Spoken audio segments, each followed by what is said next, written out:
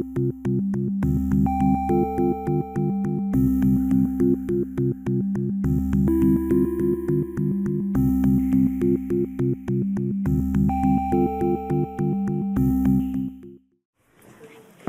evening. Jeff Thielman, the chair of the committee, is stuck in traffic, as is Lynn Cardin, and Dr. Allison Ampe is sick. But we have many, many people here today to speak, and so we're going to get started. Tonight's Arlington School Committee budget hearing is being conducted in person and through the use of Zoom. This meeting is being simultaneously broadcast on ACMi, and the meeting is being recorded. Persons wishing to access the meeting using Zoom may find information on how to do so on the town's website. The posted agenda for this meeting is also available on the town's website.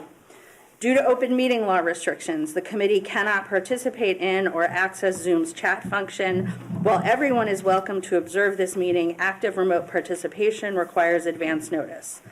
All participants are asked to activate their camera and shall provide their full name and address in the interests of developing a record of the meeting.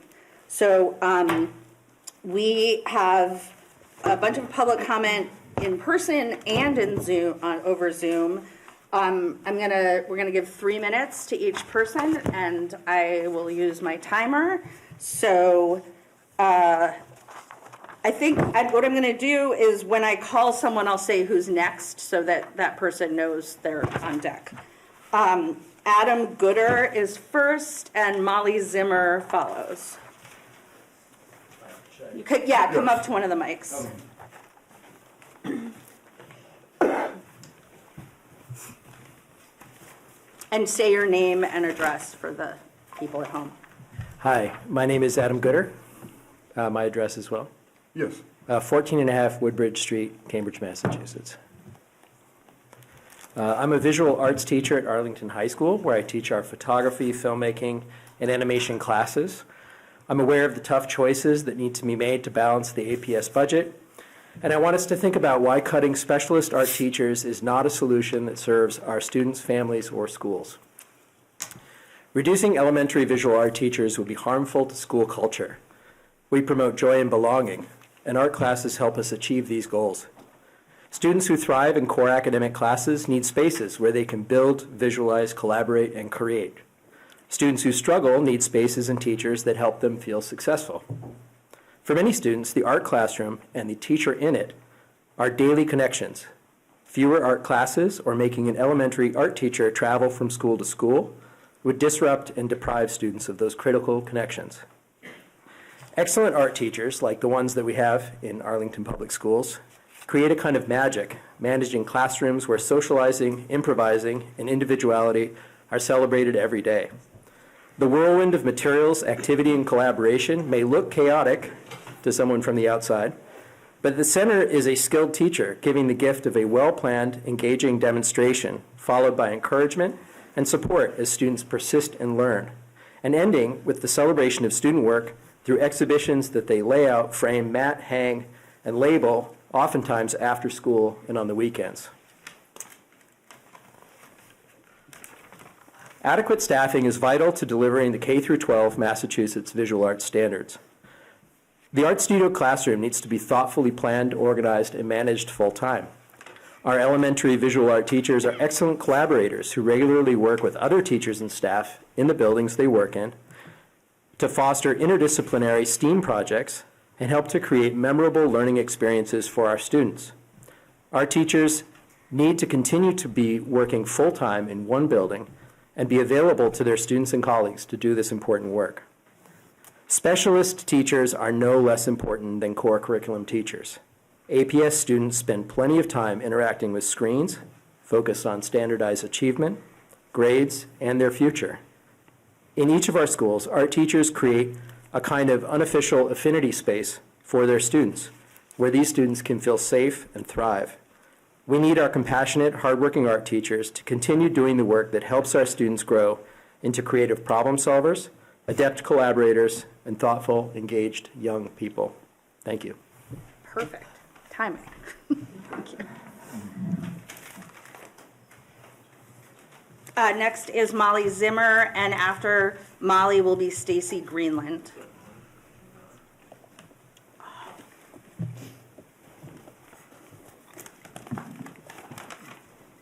Yes. So I am Molly Zimmer. I live at 14 Fessenden Road, Arlington here. And I just want to thank you all for the opportunity to speak today, and that I am a visual arts teacher, my first year at Audison Middle School.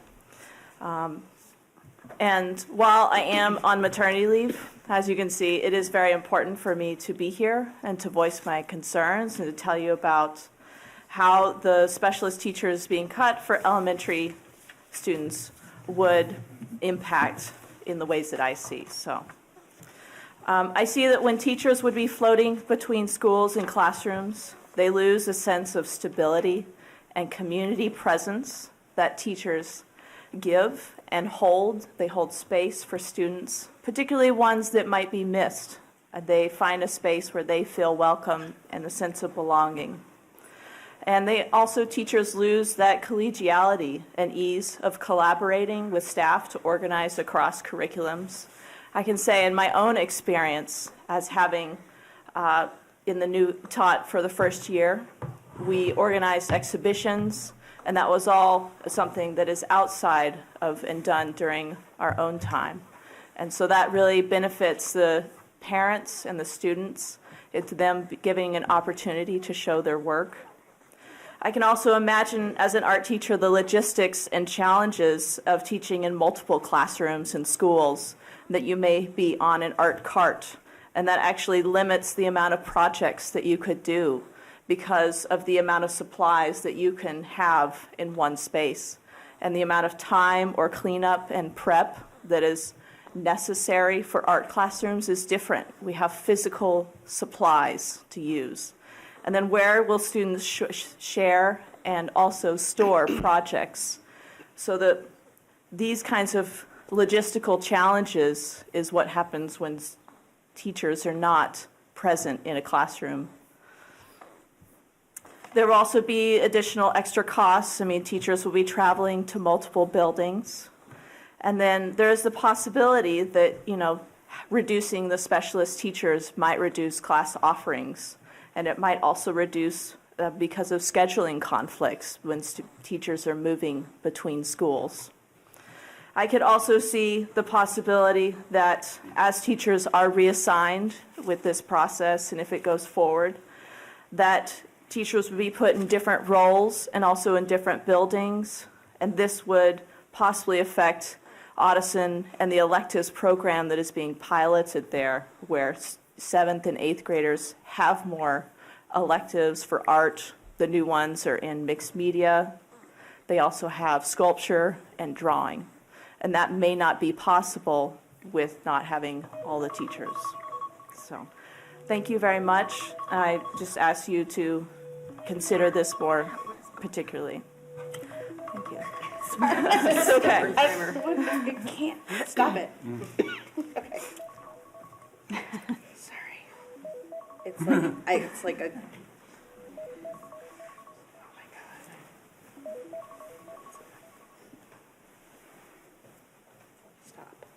Stop.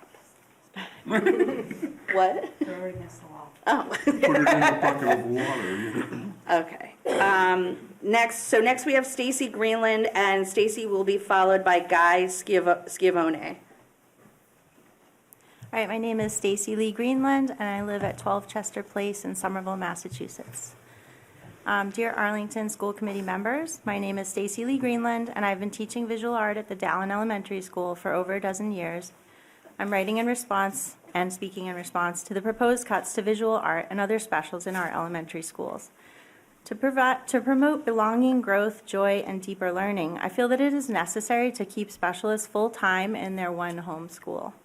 One of the school committee's first recommendations is to limit student-facing cuts to minimize the impact of reductions on students. Specialists, by definition, are the most student-facing faculty in schools. We work with every student in our school each week over their 6-year career at our school. For example, I'm facing 360 students each week. And I'm familiar with 800 former students, many of whom come back to visit me, which always makes my day. We know everyone in our district thrives when we feel a sense of belonging, and ever since I've been at one elementary school, I've told just about everyone I meet that I'm lucky enough to work at my dream job. And that's not because it's easy. It's because I'm passionate about the work that my colleagues and I are doing, and I'm very proud of my students' artwork. We specialists are deeply embedded in our schools, and we know all the teachers and families at our school. Family members volunteer every day in our art and library classes at Dallin, and I've been co-leading our school's Rainbow Alliance for years and also support the art and cultural diversity after-school clubs. As a full-time art teacher at one school, I am literally there for my whole school, students and colleagues, and I can focus on the well-being of my school in all the ways that are art-related. I took some data over the last 3 weeks on visits that happened outside my usual classes, and typically I have an average of 5 visitors a day with art studio needs. These include things like needing supplies or making repairs or mental health breaks.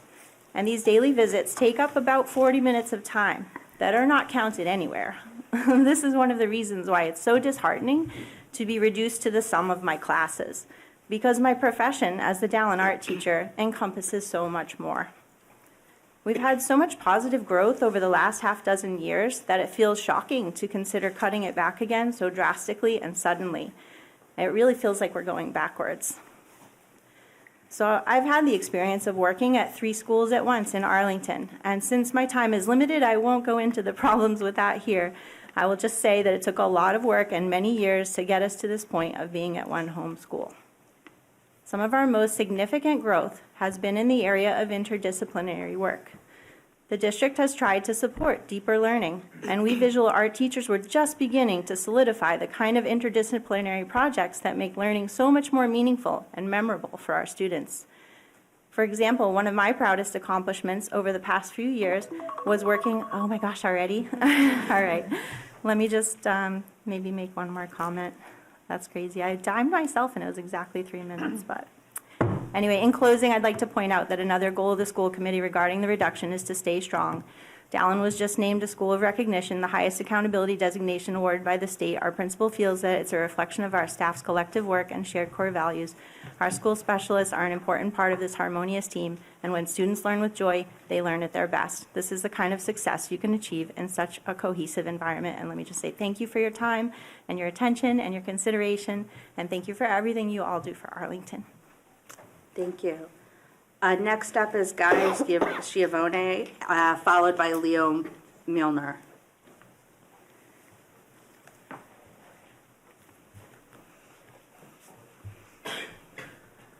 Hello, Guy Schiavone, address 29 Warren Ave in Wakefield. Hello, and thank you for having me. My name is Guy Schiavone, and I've been teaching physical education at the Brackett for the last 26 years. I'm here to express my concerns with the proposed budget plan for next school year. It's my understanding that if it passed, it'll affect the way children in grades kindergarten through 2nd grade receive physical education. As of right now, children receive physical education 2 times a week and have an additional health block, which rotates every quarter. This is their ACE block. If ACE is eliminated or reduced, then health will need to take place during one of the PE times, meaning the children will receive 1 PE class, which is an active class, and 1 health class, which is a classroom-based curriculum. This is where my main concern lies. As we are probably already aware, movement is essential to the overall well-being and health of children.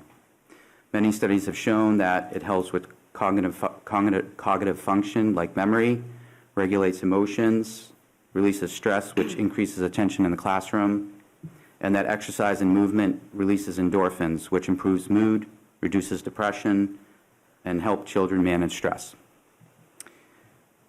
Also, a reduction in 1 PE class for a period of time will affect the benefits of teaching physical education and how much of the curriculum is taught.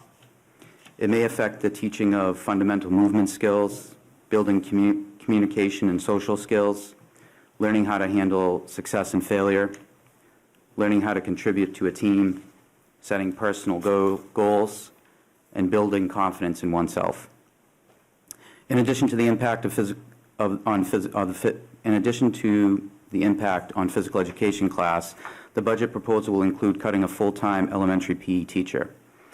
The idea is to make sure all teachers are teaching full FTEs. The problem it creates is that to cover the full-time position being cut, many teachers are going to have to travel to several schools in order to make the schedules work. This will take away the consistency and support the students have with the teachers that are in the building full times. Thank you for your time. Thank you. Next up is Leo Milner, followed by Jinghui Wei. We'd like to speak together, if that's it. Sure. Thank you. How long are you planning combining your time? Yes. Okay. Thank you. That, I just have to do a 6-minute Yes, timer. thank you very much.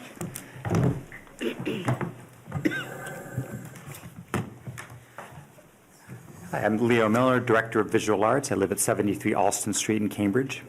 Hi, I'm Jinghui Wei, Performing Arts Director, live in 57 Quincy Street, Arlington, proud Arlingtonian. We want to start by saying we know that change is inevitable, that there's large structural issues that mean that cuts have to happen somewhere. So we understand that this is very difficult for the school committee and for the district administration to deal with. And there are larger issues about demographics changes and our school assignment plan that do cause structural issues that need to be addressed. So we understand that, but want to make sure that everyone's aware of the both short and long-term impact of the proposed changes. The first one you've already heard a lot about from some of the teachers, which is loss of student connection. You've heard, I can't really say anything more than it's already been said about how important those connections are and how they develop over 6 years of when they work with the same art and music teacher day after day, week after week. Another aspect I want to go a little bit more into is the deeper learning aspect of this. This is, as you know, a very important strategic goal of the district, and one of the ways that we've been working on that is interdisciplinary collaboration. Really, deeper learning can't happen without arts integration, especially and most importantly at the elementary level, and talking about both visual and performing arts integration. We've been doing quite a bit of this, and it's been a growing movement at all of our elementary schools. The work you see around you on the walls is a result of that collaboration between social studies and visual arts. And we've had plans in place to continue to expand that. Many of our entire visual arts team just completed a workshop session over the past semester, learning about the best practices in arts integration and studying the curriculum and developing units for collaboration in social studies, EL curriculum, and science. We have plans in place to not only to keep that going and expand it, but also we have opportunities, if we're creative with how we do the scheduling, to make sure that bring that to Thompson and Stratton and make sure that the larger schools also get that. If we have some teachers doing a limited amount of traveling, this could be something that happens at all schools. And of course, that would take a lot of planning, but it's something that, especially, we need to make sure our teachers have time to actually meet with their general education colleagues to make that happen.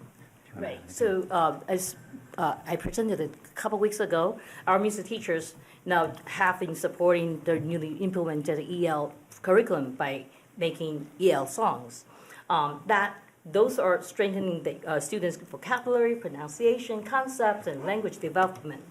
And the collaboration depends on the possible common planning time and consistent presence in their building so they can come to the music room, ask for support, for music support, for visual art support, to have these interdisciplinary projects possible. Mm-hmm. Yeah, and again, those will be much more difficult if we are cut to 6 teachers and they're traveling. I also want to just make clear, of course, that this is indeed a cut to the amount of art and music that our students receive. If we have 6 teachers at each school, they will not be able to do as many ACE blocks. They will not be able to cover all the sort of WIN blocks that were happening for students who didn't go to instrumentals. We've already heard a lot about the informal curriculum that goes on at all of our elementary schools with students dropping in for art and music at extra times throughout the day. And we are already, it's important to keep in mind the context. Arlington already has quite significantly less art and music than a lot of the surrounding districts. The average art period in many surrounding districts is 48 minutes, 52 minutes for music per week. And we're already at 40. So when we cut more ACE blocks and the WIN blocks, that we get even less than many of the surrounding districts. The next thing I just want to talk a little bit more about is the loss to the community. We've Yeah, heard- so like visual art and music teachers have been really playing a central role and a leadership role in each school. So recent years, music teachers been collaborating with building administrators to host school-wide assemblies, and that's actually monthly. And they use their prep time, they use their extra time to discuss and plan to those really large assemblies. And those assemblies really are essential as we talk about sense of belonging and building students and bringing staff, family staff to get students together. And this goes beyond this building pride and share identity within each school community. And that's what makes our elementary school so vibrant currently. It would also have an effect on the number and depth of the exhibitions we do every year. If you go back to when there were traveling teachers, and they were not full-time for both art and music at each school, there was less art in the hallways. Some schools had the art exhibitions were much more limited in their scope, whereas now they've gotten to the point where, aside from the art being exhibited throughout the year, there's the end-of-year show where 300 to 400 students get artwork shown, and then we have these Evening of the Arts combining both music and visual arts performance. These will be much more difficult to stage, and will have to be curtailed in their number and the depth of breadth of them when there are traveling teachers splitting time at multiple schools. Also want to just talk about, we've talked mostly about how this affects students, but Time. oh, damn. Okay. Lastly, just say, this is incredibly stressful for teachers. And again, when you compare to other districts in terms of number of periods and length of periods, we were also afraid of a loss of talent, where teachers will find much more attractive jobs and we will lose them. We have a lot of wonderful teachers, and we really want to keep them so they can keep doing this work. Thank you for your time. Thank you. Next up is Duncan Slobodian, followed by Laura Goldstein.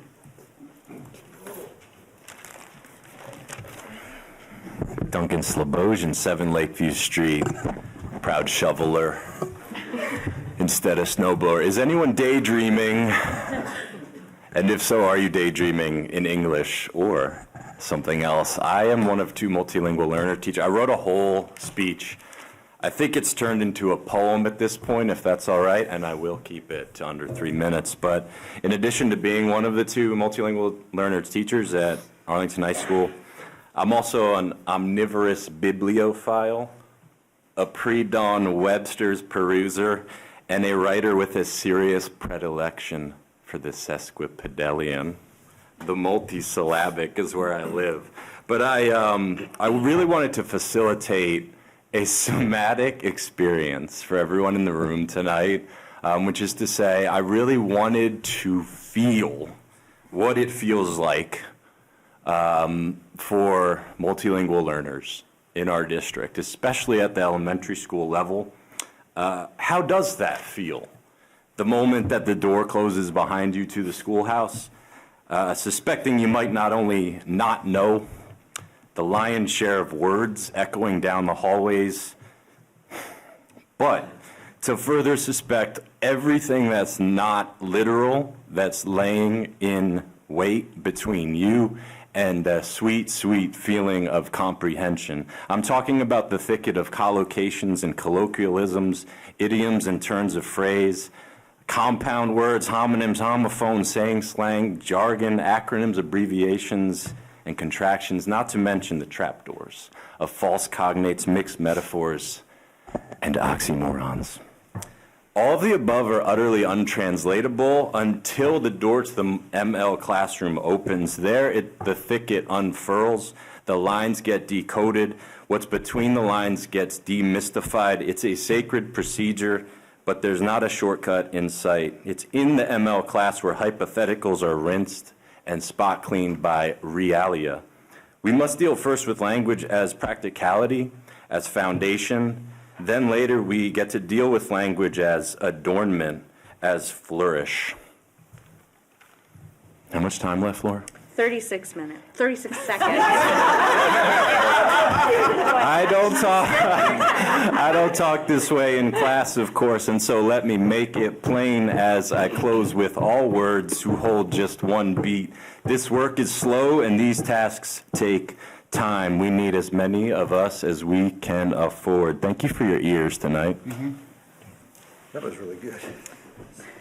Laura Goldstein, followed by David Keneally. Hi, everyone. My name is Laura Goldstein. I live at 91 Westminster Avenue in Arlington. I am the multi-language learner teacher at the Pierce Elementary School. I have worked in Arlington Public Schools since 2001, and I'm specifically as an ELL, MLL teacher in the district for more than 20 years. I want to tell you today about my job as an ML teacher, as it seems that it's often unclear as to what we really do and who we work with.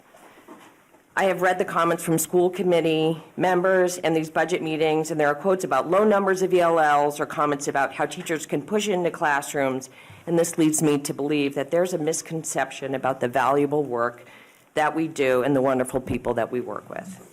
In elementary school, we work with a range of students from 6th grades, K through 5. They're little humans from all over the world, but most of our students are born here and often come from bilingual homes. These students also range from being newcomers with no English to advanced or high intermediate MLs who need literacy support or more direct language skills to be able to keep up with their peers in their mainstream classrooms. There's not one kind of language learner. Rather, they are extremely diverse and varied and multi-leveled. For this reason, as their teacher, we need to be able to multitask, adapt, and provide extensive support both in the classroom and in small group experiences. Our students are often more at ease and comfortable in smaller groups where they can speak out loud and openly share their feelings and ideas in a safe and trusted environment. Not only are we able to help them develop specific language skills, but we are able to help create a community amongst our language learners that is extremely unique and important to them. This is the true meaning of belonging. Initially, we were told that if the override doesn't pass, then the ML teachers would go from supporting 20 students, 15, 20, to now working with 30. In addition, we were repeatedly told that student-facing jobs would be preserved. However, most recently, we were told that regardless of budgets, the ML teachers would be cut, so we'd be working with more than 40 each. For example, at Pierce, I have 39 students now, and was told that I won't have another teacher to help me next year. This does not take into account what level students will be there next year, and if we will get new students throughout the year, which inevitably we do. Without this professional support for our students, our teachers, and our parents, we cannot do this work sufficiently. I believe you can do this because the majority of ML parents do not attend these meetings and are not aware of the cuts you're proposing. More importantly, the majority of the amazing parents will not challenge you on this. Our families are so kind and grateful for what they do receive, and I believe that we take advantage of that.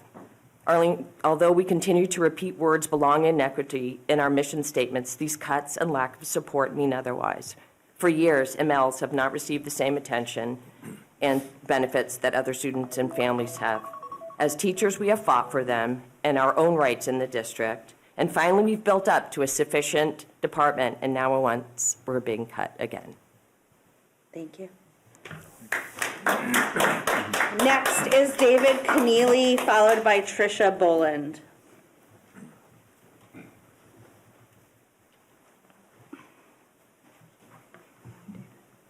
David Keneally not here. Is he on Zoom? That's him. Okay. Tricia Boland.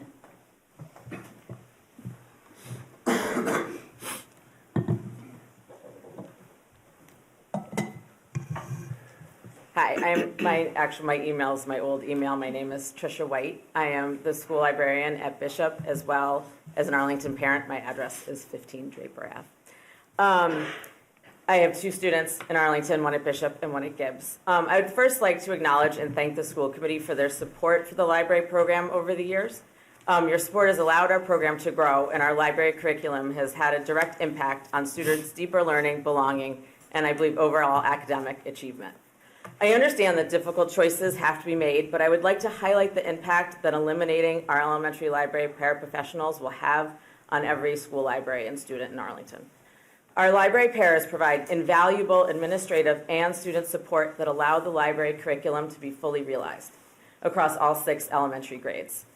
What this means is when I'm actively teaching a class, and as a specialist, I teach every student in the school, Allison, my library para, provides critical assistance to students.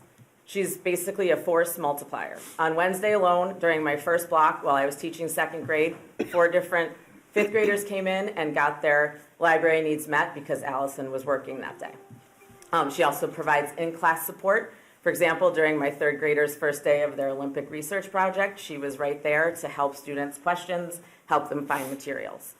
On the administrative side, library paraprofessionals are essential to a well-run library program.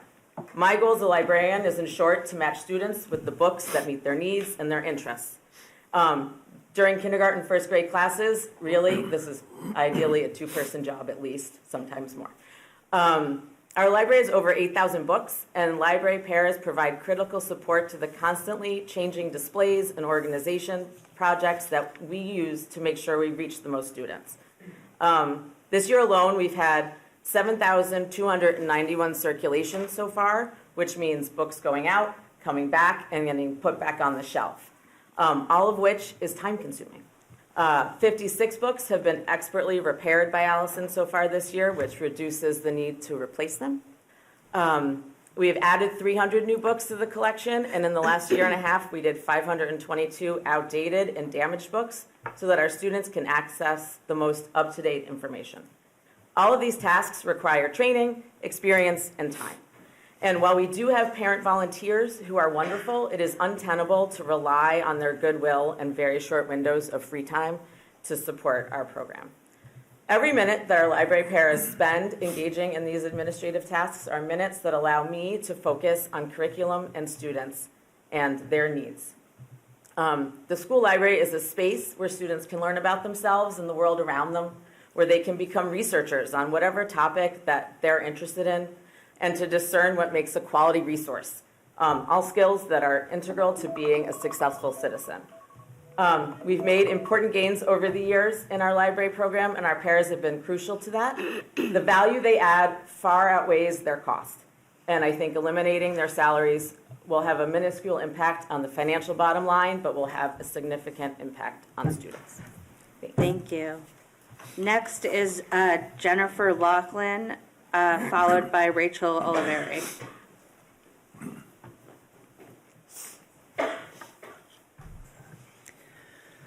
Good evening. My name is Jennifer Laughlin. I live at 206 Broadway. I am the library teacher at the Gibbs School and an Arlington parent. I have had the pleasure of working with students, teachers, and library paraprofessionals in every elementary school and both middle schools since I was hired in 2019. In that time, the district has worked to improve the library programs by investing in certified library teachers, updating our library collections, and expanding access to online research tools. This year is the first year that we have had a full-time certified library teacher in every elementary, middle, and high school in Arlington, and I thank you for it. Our school libraries serve many critical functions. We help connect students and teachers with high-quality resources for instruction, research, and free choice reading. We teach students to navigate an information landscape that becomes more complex and confusing by the minute. We provide a safe space for students needing to study, pursue group work, refocus, and find books that make them feel welcomed, encouraged, and enlightened.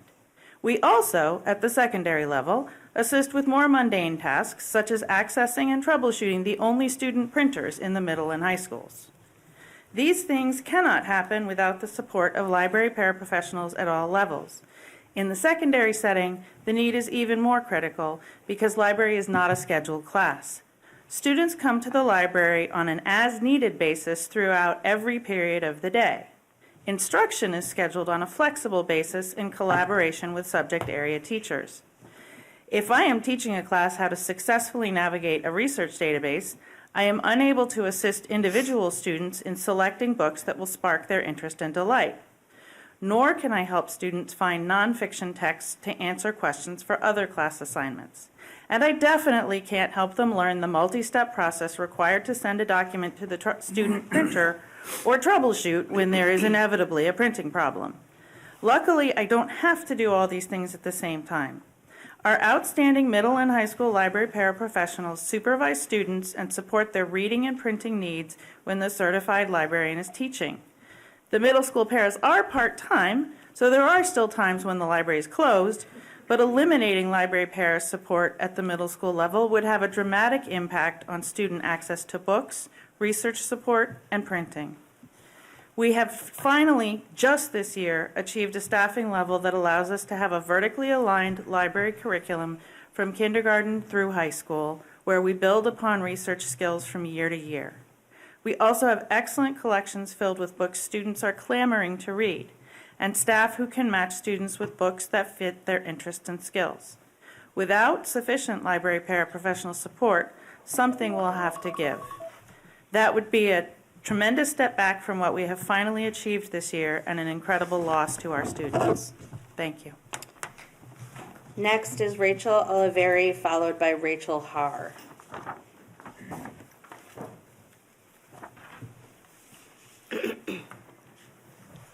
Thank you for the opportunity to speak this evening. My name is Rachel Oliveri. I'm an Arlington resident, 12 Iroquois Road, an Arlington Public Schools parent, and the Sustainability Project Manager for the Arlington Public Schools.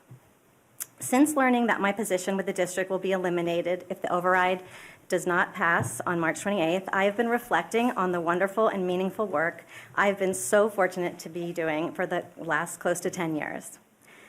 By creating opportunities for students to see themselves as stewards of our natural world and developing programs to reduce our district's environmental impact, I have been part of earning our district a U.S. Department of Education Green Ribbon School District Sustainability Award, multiple Massachusetts Department of Environmental Protection Green Team Awards, and received the Secretary's Award for Excellence in Energy and Environmental Education. I initiated our textile recycling program, which has earned over $80,000 for the district to date, and I developed and manage our lunch food waste diversion program with all 10 of our K-12 schools composting and diverting tons of food annually from the waste stream.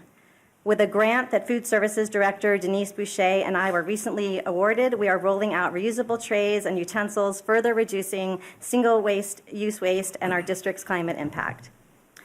But it's really the relationships I've developed with custodians, food services staff, green team parent leaders, my colleagues, and especially our students that feel like the greatest achievement and most impactful part of my work. One student who graduated from Arlington High School last year and who submitted a successful proposal to this school committee for an updated school waste diversion, reduction and diversion policy sent me these words of thanks before she graduated that I will always cherish. When I first emailed you in 9th grade with that picture of the trash can, I didn't know whether or not anything would come of it. Now thinking back, because you believed in me, I've had so many experiences and opportunities I'm so grateful for.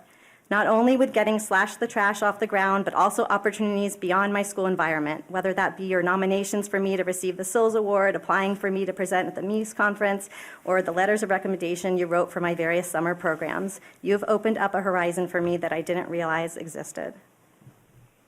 My story is only one part of all the important, meaningful work that everyone speaking here this evening is doing for our students and our community. I sincerely hope we can continue. Thank you for listening. Thank you. Is Rachel Haar here?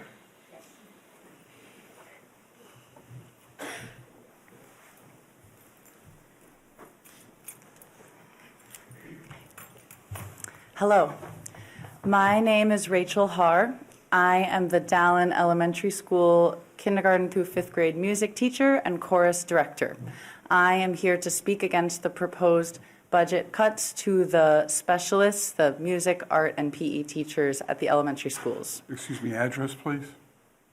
Address? Your Yes. street, home address, please. Yes. I live at 333 Main Street in Medford, Massachusetts. Thank you.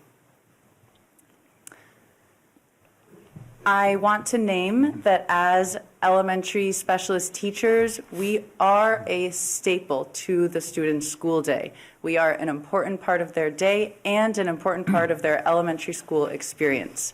We are the only teachers who teach every student in the school, and so because of that, we naturally become leaders of the school, providing insight, helping other teams, helping other teachers, and really being there for the students for every single year. We meet them as soon as they arrive in kindergarten, and we see them through all the way until the end of 5th grade. We provide consistency for them that is harder to find when they're moving through classroom teachers from year to year. My colleagues, Arlington teachers, and community members have already brought up great points tonight, so I just wanted to bring up 2 quick points. I wanted to name that some parts of our role that might not be recognizable from someone who's not a music teacher is how much we do outside of teaching classes. While our role is typically counted by the number of classes we teach, we are also building our curriculum. We are developing our scope and sequence, developing our lesson plans for the entire year. We spend hours, weeks, and months planning out exactly how we're going to teach, which is a unique thing for specialist teachers. I also wanted to name the impact of losing a music or an art or a PE teacher at an elementary school. Earlier this year, I saw the impact of Dallin Elementary after their music teacher had to leave for personal circumstances. I saw the impact on the kids of how it looked like when they lost their music teacher, and the impact was huge. Kids were distraught. This disruption to their routine was very, very hard to move through. It presented a challenge where one of the consistent adults that they have seen every year changed, and this was a huge transition for the school. I saw what this impact looked like, losing a specialist teacher, and to potentially change teachers or potentially cut a position next year will be extremely harmful to them. I have worked very, very hard this year helping build close relationships and helping build up a program. Is that the 3 minutes? Yeah. Thank you. And I can see firsthand exactly how impactful that change would be. Dallin and the Arlington schools are a very, very joyful place to work where students truly do love every subject of the day. We are teaching the whole child, and that is something that cannot be replaced. Thank you. Thank you. We're going to move to Zoom now. First up is Emily Tessier, and after Emily is Tyler Hamilton. Good evening, members of the school committee. Thank you for the opportunity to speak tonight. My name is Emily Tessier, and I live at 38 Mayberry Avenue in Bedford, Massachusetts. I have been teaching history at Arlington High for the past 4 years. I'm here to thank you for retaining 2 ML teachers at the high school and continue to urge you to please retain all existing ML teachers across APS. English learners are a vital part of our school community. Our students are navigating not only their core subjects, but an entirely new language and culture all at the same time. That is an extraordinary cognitive and emotional load for anyone to take on. Without all of our dedicated full-time ML teachers, we are asking our students to do without. Our mission at APS every day is to focus on the whole child, to create inclusive and innovative learning opportunities for all students, value diverse identities and ways of learning, prepare all staff to maintain high expectations while providing necessary support, and sustain collaborative partnerships with families and communities. Without all of our full-time ML teachers who are able to support their learning, how can any teacher actually create and maintain high academic expectations for our ML students without providing that support that is so necessary? Full-time ML teachers do so much more than just provide language instruction. They collaborate with classroom teachers, differentiate and scaffold curriculum. They monitor progress of both current and former English learners and support compliance with federal and state requirements and civil rights law. Our ML educators are also the primary staff in the building who administer access testing for our ML learners. For those of you who may be unfamiliar with this, access is a standardized test, much like MCAS, that measures English proficiency in our ML learners. It requires that each ML student be pulled out of class on at least 4 separate occasions to be tested in the 4 domains of language: reading, writing, speaking, and listening. For students who have learning disabilities or other special considerations, their sessions may be even longer or may require one-to-one support from an ML educator. Even with dedicated ML educators, this process takes weeks and sometimes months and requires them to focus all of their time and energy on testing rather than learning. Reducing full-time positions across the district will shift this burden onto already stretched classroom teachers who may not have the specialized training or enough time in their busy days.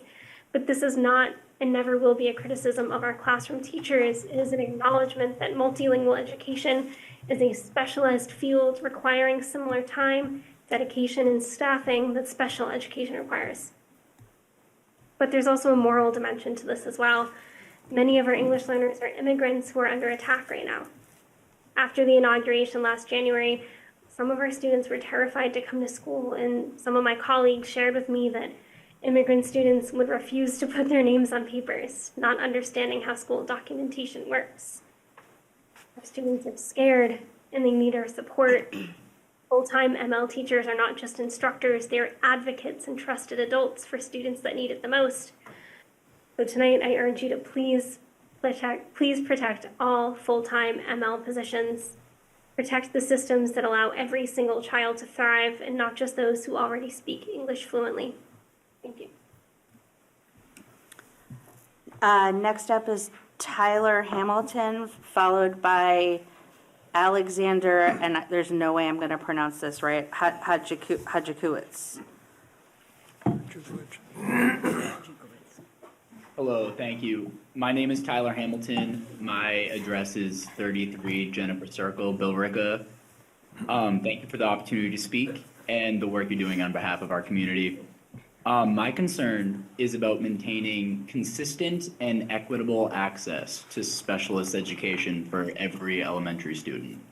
Specialists see every K-5 student weekly. That personal continuity supports skill progression. We support, in addition to our subject area, so many things that we've mentioned: social emotional learning. We're collaborating, cultural literacy. We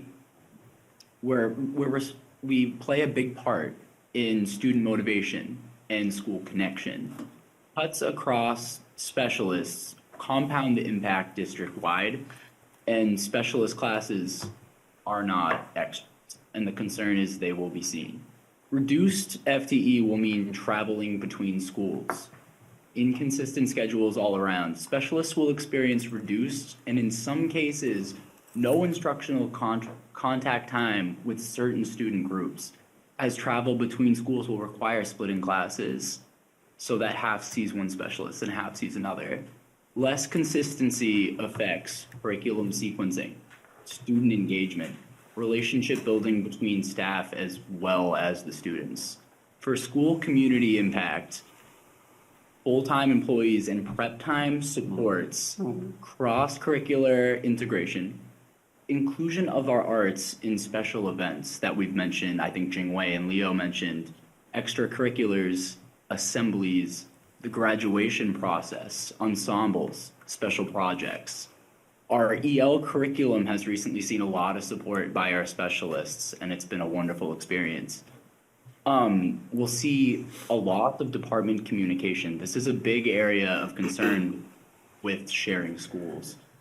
The creation and preparation of instructional materials. Travel time inevitably replaces valuable instructional planning time. And when positions are reduced to part-time, that planning time is just not merely reduced, but it's effectively lost. Preserving full-time specialist positions will ensure consistency and equitable services for all elementary students. Thank you so much for your time. I appreciate it. Thank you. Next is Alexander Hadjikowicz, and followed by Jessica Tupin.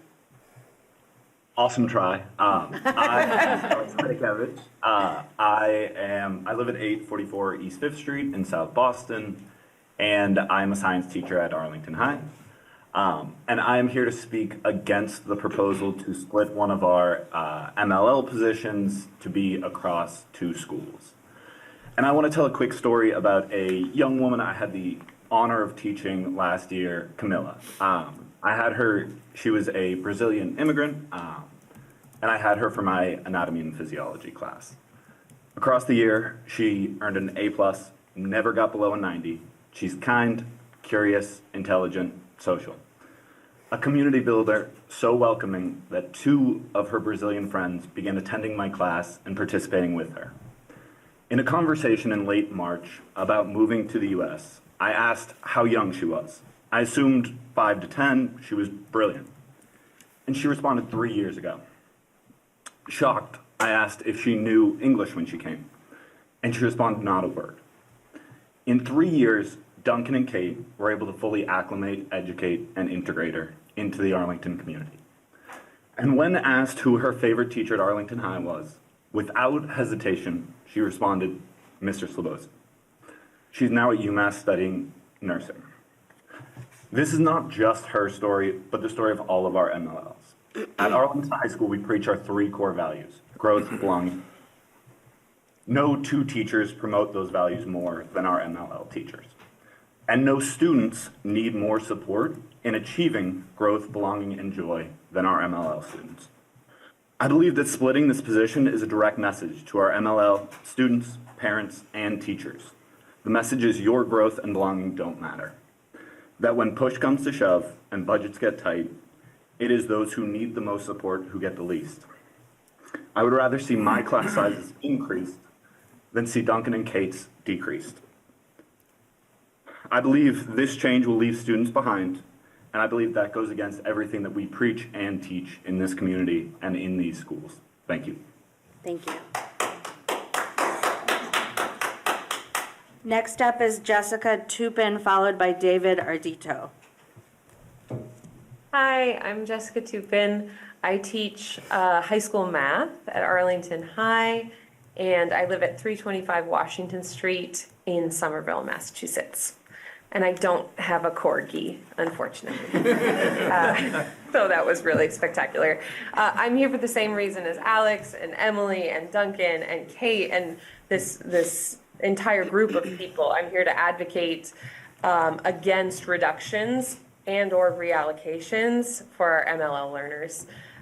You can see already by the people who have spoken that our MLL kids are throughout the community. These are kids that do encounter so many more things throughout their day than we might think of, especially if we have not been in a place before where we don't speak the primary language, like Duncan illustrated.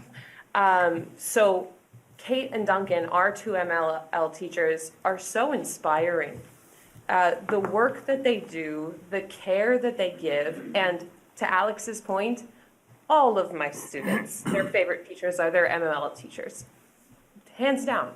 Because these are the people they see every day, the people they talk to the most. These teachers are the counselors, the cheerleaders, the liaisons, the advocates, the family communication.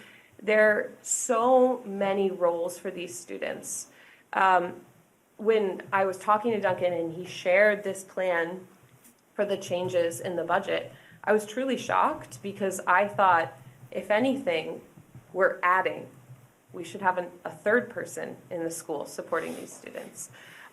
So I think it's really important that we maintain the funding that we have because it is life-changing work that they are doing and that they are supporting classroom teachers in.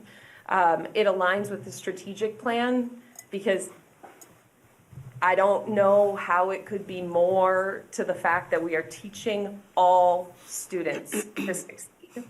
It is multi-tiered system of support, that is MTSS by definition, and it also allows us to partner with all families. As Emily mentioned, some of our students' families do not live here, and yet we are able to communicate, support, and watch these students flourish in really challenging political times.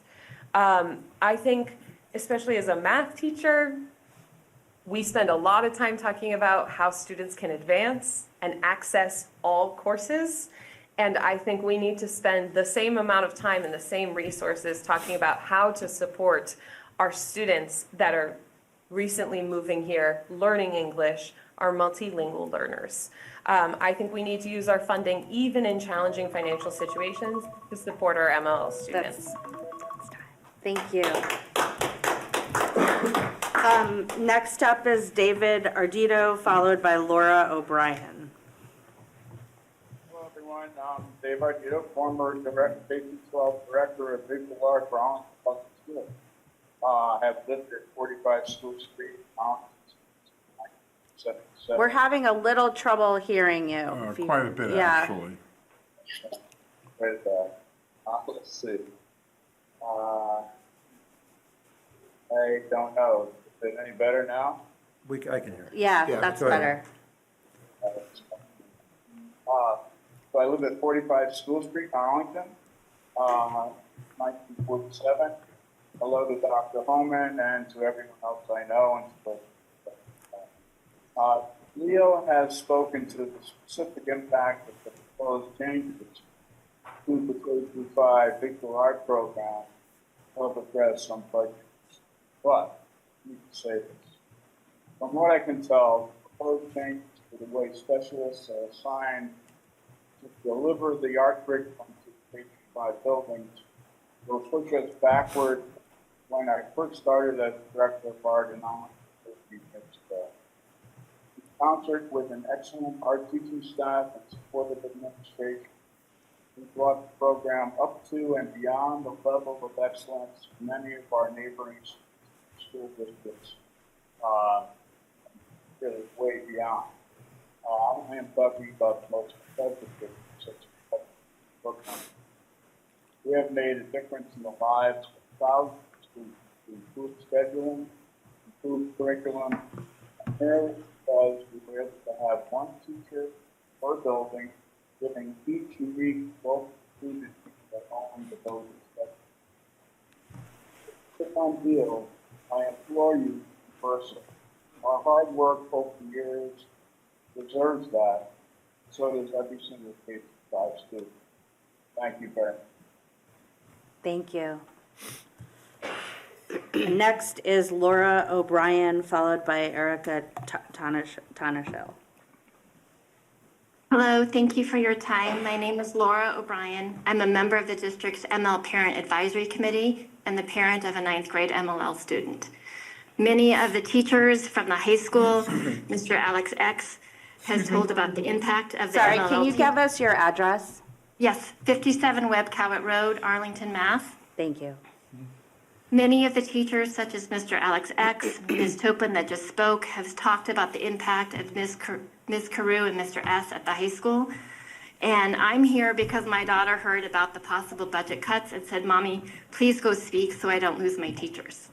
I'm here to share, because of Mr. S and Ms. Carew, the voice of a student, and I don't think anybody has shared that yet. When my daughter heard about this meeting tonight, she asked and wrote a comment. She said, "Please share with them that I feel a sense of community with others experiencing moving to a new country and learning English. And it is important to continue supporting that. My MLL teachers have inspired me to want to go to college to be an MLL teacher. Participating in this civic activity, like this persuasive quote, is just the skills that we need our students to continue to be supported in, and was made possible because of Ms. Carew and Mr. S. I asked the student committee to consider not only our personal experiences, but to look at some data behind the MLL programs. What do our MCAS scores tell us about these students' ability to meet or exceed their grade level expectations? And what would a decrease in the number of classes offered or an increase in student to teacher ratios show in this data? How are our students recovering from these COVID years, with many who may not have had the same access to practice English at home or help with their schoolwork? I asked the committee to consider for input in what the district's ML PAC has to say. The state requires our district to have an ML Parents Advisory Committee to advise on ML items. According to my participation and role in leadership in the ML PAC, it has not been consulted to date, and many were not even informed of this meeting and agenda. I believe this is a current miss and opportunity for the committee to address. I'm here because MLL staffing directly affects my child's ability to access a free, appropriate, and public education. At the high school, the beginner and intermediate English learners take 2 blocks of MLL. The typical MLL student takes 5 to 7 years to master academic English. Providing 2 classes and 2 full-time teachers is crucial to the intervention needed to help these students master English before they graduate. I myself am a native English speaker and a product of the American school system. I've learned a lot recently about MLL education, and I feel like the music teacher, Ms. Tesler, and others instructors like Ms. Hamilton have shared with you the impact and work that the MLL staff does in addition to teaching grammar and vocabulary. You saw firsthand Mr. S. In 3 minutes, I heard him speak and y'all say, "What a great speech." Imagine he's your teacher for hours on end. Budgets reflect the community's priorities. I urge the community to... Thank you. Okay. I was just to say, budgets reflect the community's priorities. I urge you to continue to prioritize our diverse and vulnerable students. Thank you. Thank you. Next up is Erica, followed by Sean M. Rufo-Curran.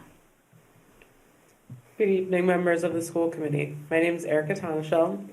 I've taught history at AHS for the past 5 years, and for the past 2.5 years, I've had the opportunity to teach a sheltered English immersion section of U.S. history with a co-teacher, who many of you met earlier, Mr. S. The experience has been invaluable. Address, please. Oh, address is 89 Foss Street, Medford, Massachusetts. Thank you. I was reminding myself to, and I forgot.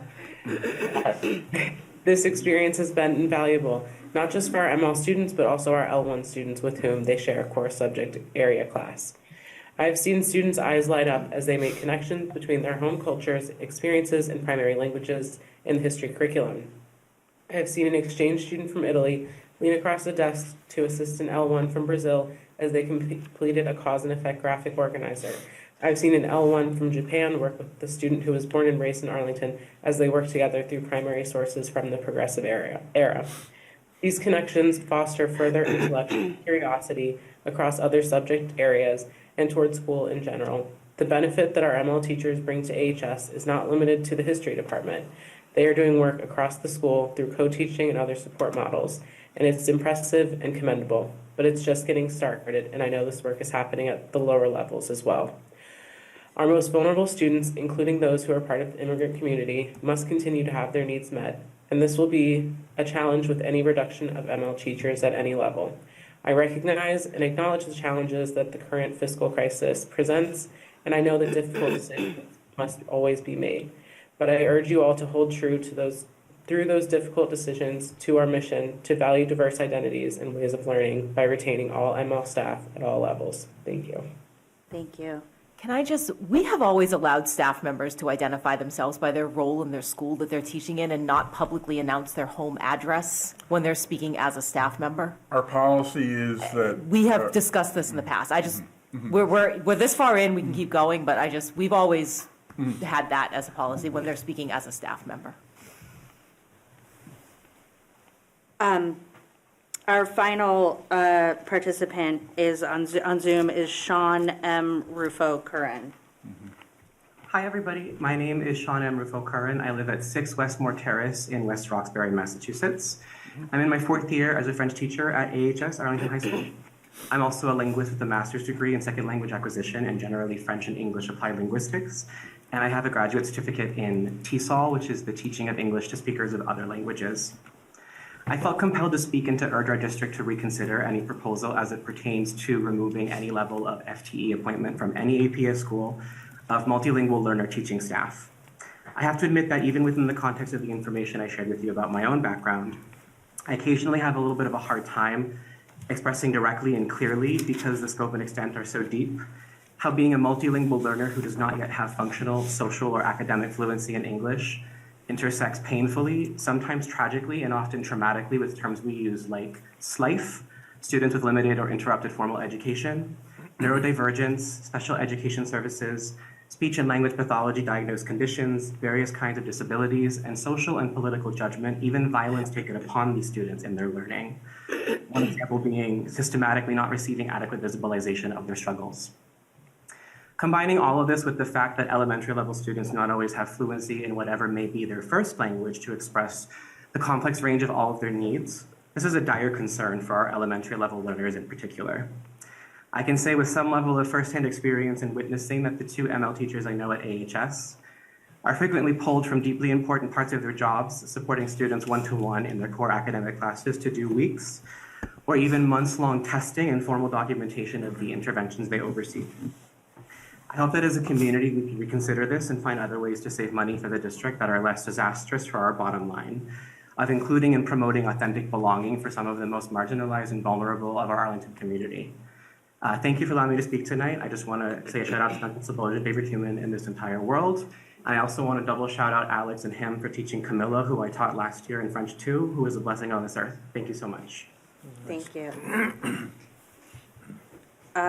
So that finishes this part. Madam Chair, I Yes. believe because this is a public hearing, we should ask if there's any additional participants. Yeah. Oh, okay. Are there any other additional participants who haven't spoken who would like to speak?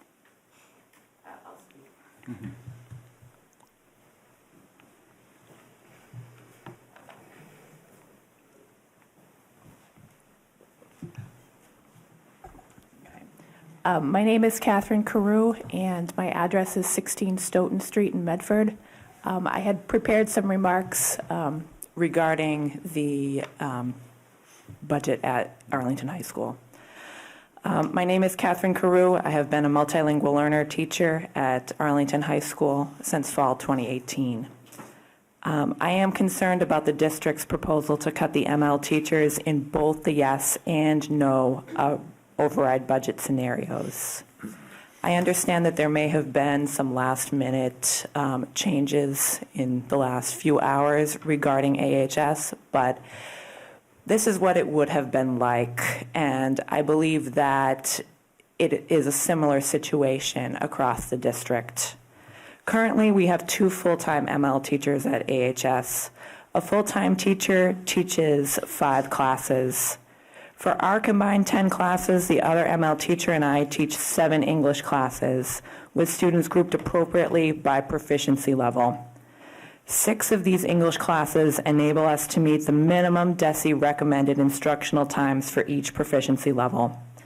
1 class allows us to provide time beyond the minimum for our intermediate students, which has resulted in significant growth for students' standardized English proficiency scores, called the Access Test, and their classroom performance.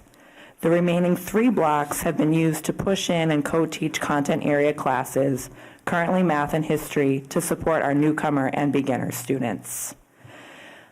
The district's possibly previous yes proposal would have reduced the ML teacher positions at AHS to 1 full-time and 1 half-time.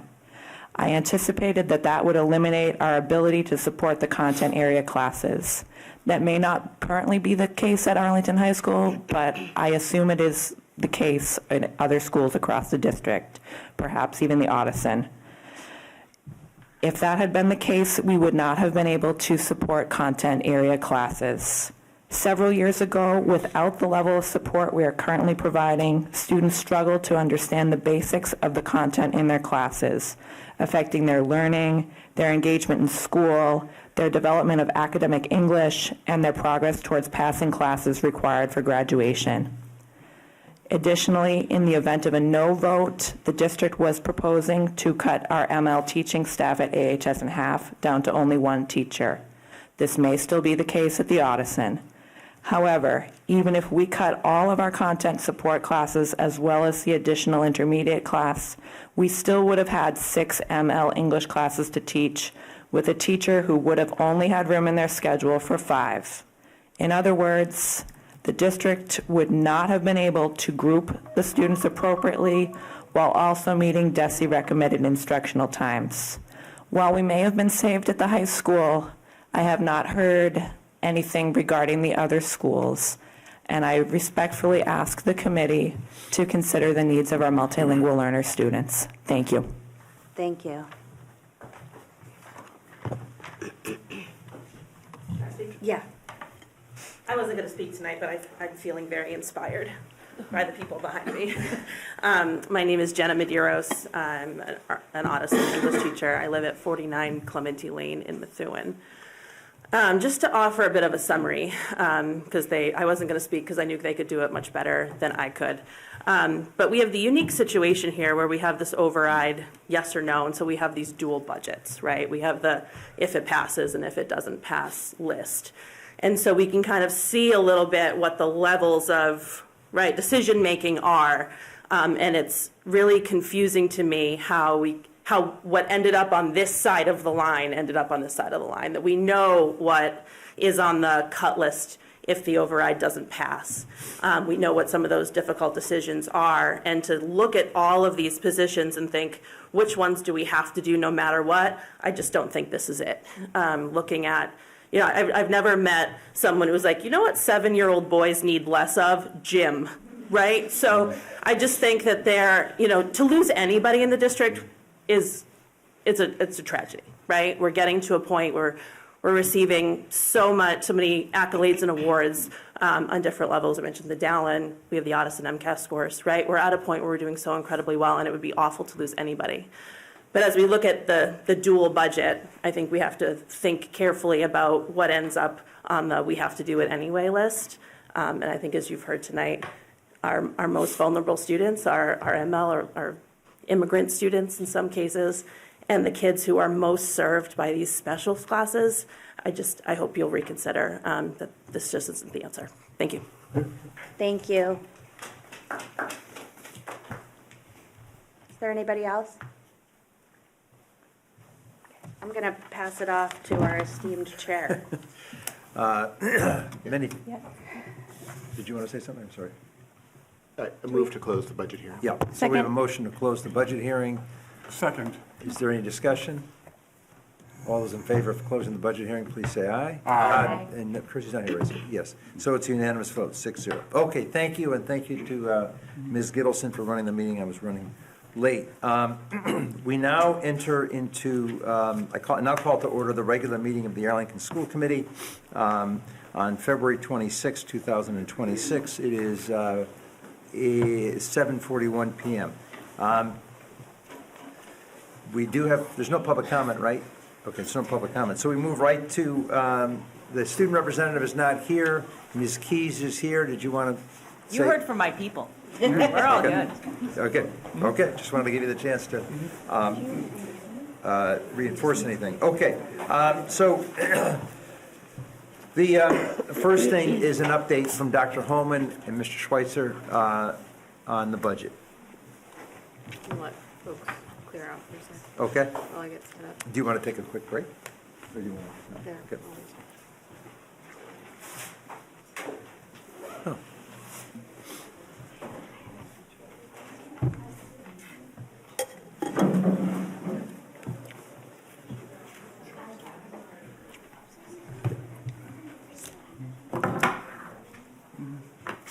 Should we wait for all to come back? Why don't we just take a 3-minute Take break? a quick break. Why don't we take a 3-minute break? Thank you, everyone. We took a quick break. We're now back live here at the school committee meeting on February 26, 2026. I'm going to turn it over to Dr. Holman, who is going to talk about the revisions to the budget. Okay. So Mr. Schweitzer and I have some updates, some additional details that have been requested by the committee, and we will roll through some of those. I'm going to start with a little bit of a reminder just of kind of what the two scenarios are for anybody who might be tuning in for the first time or curious about the two scenarios that they might have heard about during the hearing. I'll give a quick enrollment update based on some new data that we have. And then we'll talk about yes on override scenario updates and additional details, and no on override scenario updates and additional details. So just as a reminder, we have two budget scenarios that we're working with right now, yes scenario and no scenario. The no scenario, if the override were to not pass, we're working with level funding. If the override does pass, then there's a 4% overall bottom line increase to the school's allocation that comes from the town. So we're working with both budget scenarios. We'll talk about them separately in an effort to keep people from getting too confused, but we are still mixing them up in various conversations and calling them different things. So we'll do our best. We did have reduction criteria, as a couple folks who spoke with us tonight mentioned. They were developed sort of over time with input from the committee, that we would stay strategic in the reductions that we would make, maintaining a focus on the strategic plan, that we would stay student-centered and minimize the impact of reductions on the student experience, acknowledging that we wouldn't be able to only make reductions to non-student facing roles, that we would stay strong and distribute reductions throughout the system so as not to hit a single department to such a degree that it couldn't continue to function, to stay sustainable, producing a budget that would preserve long-term stability of programming that is student-facing overall, and that we would be creative, think about all of our options, and not be constrained by existing systems. I'll hand it over to Mr. Schweitzer, who's going to talk a little bit about just the formatting updates and adjustments that we've made in the budget book, and he'll pass it back to me in a minute. Thank you. So briefly here, I just have a couple slides to go over some of the scenario updates and then formatting updates. The superintendent will go into a little bit more detail on some of the staffing implications or changes as a result of some of these. So quickly here, I have two here and then two on the next slide. One in result, or as a result of some of the discussion we had at last meeting, as well as some input from public forum, is we made some additional changes within the funding summary as well as the schedule. So the schedule charts start on page 72 of your budget book. We have three charts for, or three tables for each of the scenarios, scenario A and scenario B. So each of those charts kind of summarize the data by different ways. So one is by department, one's by object code, and then one is by program. The change here from 2 weeks ago is that we added a filter so that you are able to capture all those expenditures in those individual reports with the filter of the fund. So you can now see itemized out the general fund, then it goes into each of the grants, and then as well as the revolving and circuit breaker accounts. So that is one change. It's a little bit longer of a book than it was 2 weeks ago, but it's primarily because of the added layer of the changes there in the schedule. The other update is in regards to the IDA 240 grant. Some of the discussion we've had here over the last couple public meetings presented that the 240, part of that allocation has changed from teachers to paraprofessionals. That amount that was changed to paraprofessionals did not get accurately presented at the meeting 2 weeks ago, so we did make that update, so you will see appropriately the change between the object code of 510102, the teacher salaries, to paraprofessionals. So that will most highly be spoken to there on the schedule charts at the back. If we can go to the next slide, I'll just review the last two updates. Regarding athletics in scenario B, one of the things we did was we redistributed some of the athletic program expenses in scenario B as a result of the implementation of the athletic fees. What we had done was that original $500,000 budget was captured all within one line of administration. I think it's program 3600 on that scenario B. So it was a little miscued and you weren't really able to see the story of where those expenses were year over year. So we have since redistributed those within each of those individual sports. So you'll see 3601, 3602, both in scenario A and B. You can look at them side by side and see a little bit more clearly what each program, each individual sport is experiencing or being budgeted for. And then as well as you can see the additional layer of what's being covered by general fund versus the revolving. And then just speaking to two updates in regards to revolving accounts, and then I'll hand it off to the superintendent. Within the athletics, we have increased it from last meeting, which was $500,000 to $650,000. This mirrors the amount that we had presented back on the January 8th school committee meeting. With that additional $150,000, what we're capturing are all of the stipends that we paid out to cover for athletic transportation, as well as the coach stipends, and then this covers most of the athletic supplies as well. Wait, pause. Sure. Nope. So the 650 is not transportation. The district will cover transportation and administrative costs. It's the stipends and materials. So that's what that 650 represents. That's what the fee would cover, is the stipends for the coaches and materials for the supplies and stuff that the team needs.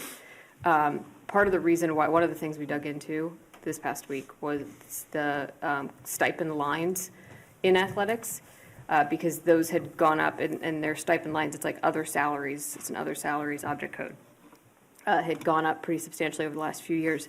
That is because our transportation is posting to those lines too. So if there's an athletics game and there's transportation required, those costs go to that line as well. And some of those costs have increased. So that's some of why that's there. But by differentiating that, we were able to say, okay, what do we think the fees should cover? that's what they should cover, so that 650 is representative of supplies and materials and coaching stipends. Yeah, I appreciate the clarity, and sorry, I misspoke there. And then the second one is just with the inclusion of the instrumental fees. This was discussed as part of the presentation 2 weeks ago, but that $293,000 implementation of the instrumental fees was not included on the schedule. So as a result of these two changes, as well as some others, feedback from the last couple of weeks, the superintendent over the next few minutes will be able to present some of the changes that we've been able to make specifically in scenario B. Which is the no override scenario. Correct. Okay. So I want to give a little bit of an update on some of the background information. In last year's budget proposal, I had included some data about the school choices that Arlington families were making. And we have a report that we do every year, and that we get data from other districts about as well. And we've been discussing some of the unexpected enrollment trends at length in various meetings over the past many months. We just got that report done so between the last meeting and this meeting, and so I wanted to share some of the results of that. It shows that we have had more than a 3% increase in Arlington families sending their children to APS since last school year. Last year, we were at 90%, which was a significant, not quite 3% increase from the year before that. So over the past 2 years, this has been a dramatic increase relative to prior years in the number of families who live here in Arlington, who have school-age children, who are sending their children to APS as opposed to some other option. And so that probably has a pretty big impact on why we've had projections that have said we would be decreasing and declining, and we haven't yet seen that sort of bear out in the overall numbers. It will absolutely be the case, because it already is, that we have fewer elementary sections, which is part of what has been driving some of the decision-making. But I just wanted to point this out to everybody because it's been on people's minds. I also wanted to do a little bit of a breakdown of and we actually shared this at the forum that we did on Tuesday, the third budget forum with families, but a breakdown of what those additional dollars are in the yes override scenario. So there's a $4 million increase, $4.1 million increase in the yes override scenario. If we kept all staff in place and nobody left and we didn't have any attrition, but this does include retirements. So this is not assumed. This actually resets those who have already told us about their retirement to step 5. So that is incorporated into this number. But without staffing reductions, salaries for FY27, if we kept everybody who's currently employed by the district in place, would increase by $4 million. That would leave no room, really, not much anyway, for operational expense inflation. Operational expenses have increased at a much higher rate than budgeted over the last few years. And that just quite simply necessitates that additional resources go towards both salaries and operational accounts, which is why this breaks out that $4.1 million to $2.2 million in salary increases and $1.9 million in operational increases. Obviously, that $4,079,000 number is a bit of a, it's a projection, assuming that we would keep all staff stable, but it is based in real salaries, and it is based in what people make now. It assumes they move up a step and they get the COLA, and that is in the teacher's contract, that is in the Unit D, Unit C contracts, and that's how much that will cost us should everybody stay in place. So that is some of why behind the staffing reductions, and I just thought that might be useful for folks to see. There are a few reallocations that I just wanted to clarify because they might not be they either might be confusing in the budget or look like reductions, but then you don't know where they went because they're in another part of the budget. So I just wanted to name a few of these. We did have some positions, HR specialist, business office specialist, it's not listed here, but the data director position that we never filled and that we reallocated those dollars in the fall towards other lines, specifically sped transportation. So those are not reflected in here as reductions to the FY27 budget because those dollars were already reallocated into the FY26 budget, so you won't see them. We had a second registrar, and we'd had one for a while, who resigned in the fall. We never backfilled that position Those dollars did get reallocated in FY26. That one is reflected as a reduction in the book because she was here at the start of the fall, and it's been a loss during the school year, but we never did backfill that position. We moved 2 data specialists who are in central office. They oversee the administration of Power School and our state reporting processes. They got reorganized under the business office and operations, so that data and accountability, like sub-department, we're phasing out, and those positions moved. So it's a reduction, then an add back in the position schedule at the back. At Thompson, there is an additional special educator that is coming from an inclusion specialist position that we had put in place as a pilot a couple years ago. The caseloads justify another special education teacher at Thompson, and so that's a FTE neutral, financially neutral change reallocation, but it wasn't explicitly named, so I wanted to name it. And then at Hardy and Brackett, there are some adjustments based on caseloads. These are reductions at Brackett and additions to Hardy. So there's a 1.0 social worker. Brackett has had 2 social workers. That will be shared now between Hardy and Brackett. Speech language pathology, I think that's actually an SLP. Is that SLPA, Allison? Yeah, that's an SLPA position. Sorry, it's an assistant position that would be shared between the 2 schools, and a 1.0 special educator that will not be shared between the 2 schools. That's based on caseloads. And then there was also a bump at Dallin. All of the schools have a full-time building SSP allocated, and theirs is currently part-time. If they need to put the SSP tasks towards some case management, they have the latitude to do that, but I wanted to make sure we were consistent in the model that we were providing for every school, and every school has a full-time SSP, so that's budgeted that way. So I also want to give more details about this ACE reduction and exactly what it is from a student perspective, from a teacher perspective, what the actual reduction is to what students would have during the school day. Before I get into this, though, I just want to name that this brings me no joy. We don't want to suggest reductions to teacher planning time that is deeply valuable and, as Ms. Keys pointed out at our last meeting, is working. We don't want to ask staff to travel. Our schools are small, and they are not the same size. And that creates equity challenges when we assign the exact same amount of FTEs to every school in any role. And so we've really tried to be as fair as we can. And I also think it's important that, and I understand how difficult this is, but that we think about these as reductions to positions and recognize that we are capable, if somebody wants to stay in one place, of creating full-time roles because we have other part-time roles. Or we could create part-time roles. The challenge becomes it may not be at the same pay and it may not be in exactly the same role. But we do have options for how we allocate, how we put people in positions that could alleviate some of the challenges that we heard about tonight. And I'm going to give a couple of examples of what a schedule could look like so that everybody can kind of make a picture of what some of the impact could be on students. But it is very much the case that we lose things when we do this. It is also the case that if the school committee directs us to not do this part of the proposal, we need to find those dollars somewhere else. There simply is not room in the yes override scenario.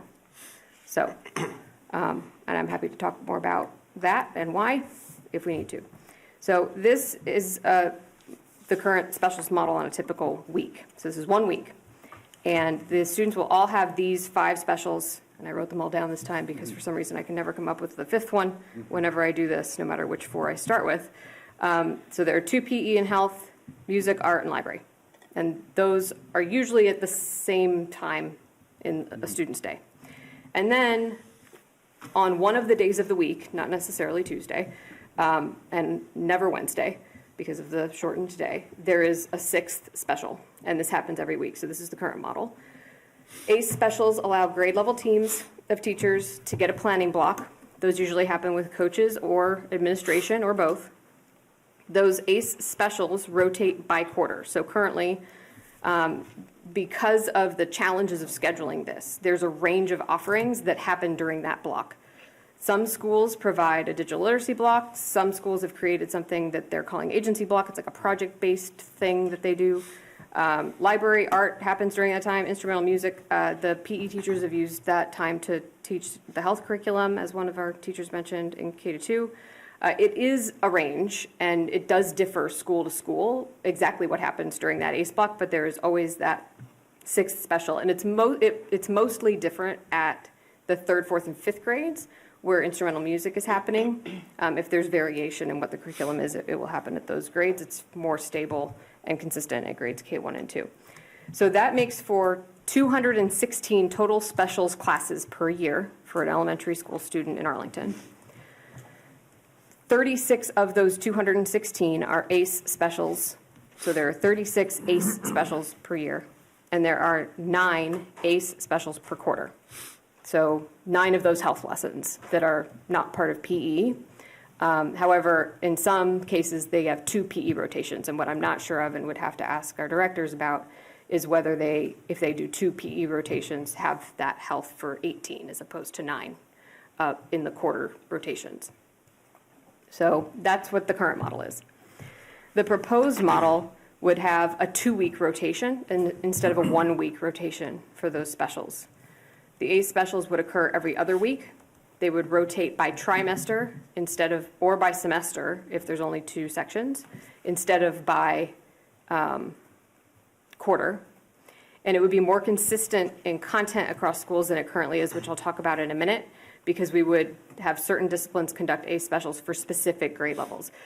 What that does is allow you to tighten up the FTE allocations because you know how many sections are at a grade level at a school, and you can use that to make a determination about how to allocate resources. So what this proposed model does is there would be 198 total specials for a student per year. That is a reduction of 18, and it's the 18 coming out of the 36 ACE specials per year. So there would be 198 total, 18 ACE specials per year, and 6 ACE specials per trimester, so per disciplinary area in that special area, if that makes sense. So here's what the rotation looks like by discipline, and this is what has informed the staffing model in the book. So if we wanted to make revisions, we can make revisions to which disciplines are where. That would adjust some of the staffing model. We could take a look at different versions of these proposals as well, I suppose. I would just need direction from the committee. So in kindergarten and first grade, art, music, and PE would meet, plus library in schools where there are 4 sections. These would be, and it's also possible we could just do art, music, PE, and not library, but it would take a bit of coordinating the schedule with another grade level, possibly. These would be the standard specials.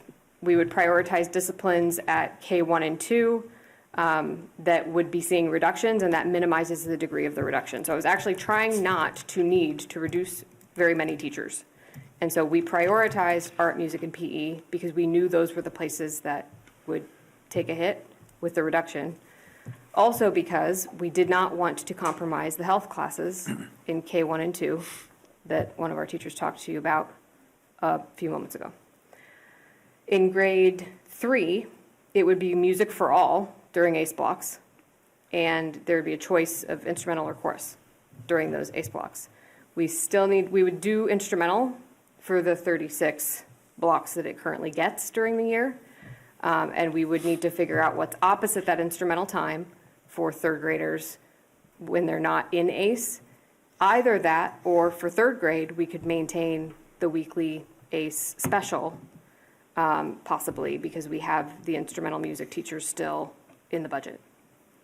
The reason why it's all music at third grade is because there are so many students who take an instrument now. And so there are very, very few students who aren't in instrumental music in third grade. There's only 1 section's worth at most of the schools. So it made sense to keep that with music, especially considering music was going to see some of the bigger reductions, and this maintained some of that staffing level. In grades 4 and 5, we prioritize library and art. And that is because there is a lot of integration potential with literacy curriculum at those grade levels in library and art. There's a lot of information literacy and research skills that are built in the EL curriculum, and we didn't want to lose some of the cross-disciplinary, interdisciplinary work that's been going on in those grades. And so library and art made the most sense with the units that are in the EL curriculum in 4th and 5th, and so we put those in those 2 grade levels. So that's how the breakout works. I also wanted to share the current and proposed FTE levels. So in art, music, and PE, respectively, we have 7.0, 7.0, and 12.0 at the elementary level. Based on just the numbers, and I am as uncomfortable as our teachers with reducing people to the number of sections they teach. But if we're going to look at resources, it's important to ask ourselves precisely what the need level would be. So in art, we, based on the number of sections we have at elementary, would need 6.18 FTEs right now. In music, 5.86, and in PE, 11.14. So this is, on the right-hand side, the unscheduled time that is currently in those teachers' days and schedules. It's not fully unscheduled. It's used. They integrate, they push it into some classes, they do projects with teachers who are interested in working directly with them. The way that gets used varies across schools, depending on how many sections they actually have at that school.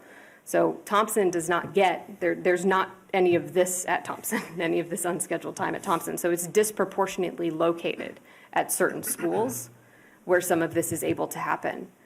And it is inequitable. Down below. Can I ask a quick Yep. question? Why is art and music different? I meant to send you an email about this. Like, why, just my brain feels like they should be the same. So I would have to go look at everything. Okay. Oh, do you know? Yeah, because art teachers teach 6 blocks a day and music That is teachers why. teach 7. Yep. The art teachers in the contract of about a decade ago, because they have so much work with materials, they Yep. teach 1 less section a day than PE. Oh, in their contract. Okay. Yeah. Okay. That The makes elementary essentially has like 8 blocks. No, in no, their that day. that answer I couldn't. Yeah. So that's not, yeah. That's part of it. They were also, so I had done this middle column on 28 sections for everybody. I switched it to 29 for music and PE because of the contract language. I wanted you to see precisely the need based on the contract language. However, it was also a little bit different still when it was all at 28, and that's because of how the ACE blocks are being used right now. So I took the current schedule. Not all of the classes, not all of the schools have all of the specials during the ACE block. Okay. So, like I said, it varies how they use the ACE block and what they assign, and I based it on what the current schedule was. So that's why it's a little bit different too. But the 28, 29 is the biggest reason why. And then, okay, so down below is the proposed model. There would be 6.0 FTEs in art, 5.7 in music, and 11.0 in PE. The need based on sections here is, I had said before that I had built a little bit of room into the allocation of FTEs because of travel time, prep time, all of those factors that we need to account for, especially if we're going to have teachers traveling. So this is the actual need level. I want to point out that should we need additional room, also we have full-time librarians at the schools who could take an additional ACE block if we can't quite fit an art ACE into a schedule. So there's room there as well. And then this is the unscheduled time for travel or collaboration in the right-hand column.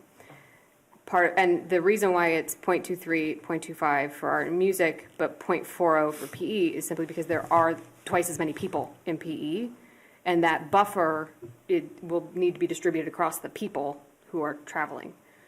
So there's a little more room in PE because we would need a little more room in PE because there are more people. So I'm actually going to pause there. What questions before I move on to athletics do folks have about the ACE proposal. Liz, go. Sorry, I just want to make sure I understand. So in this yes on the override scenario, the music for all, the instrumental music would continue to be the specific strings instrumental teachers teaching the string. We maintain all of those FTEs in the yes override budget. Okay, thank you. So there's actually another slide later on with more details, and that shows proposed FTEs by discipline. I have a question about that, if we just want to, it's the same subject. Is it this one? Yes. This one, sorry, I stuck slides in the wrong spot earlier. Go ahead. So how does a 0.95 FTE at like Hardy and Stratton, what does that look like? Is it like a 0.5 and a 0.45 or?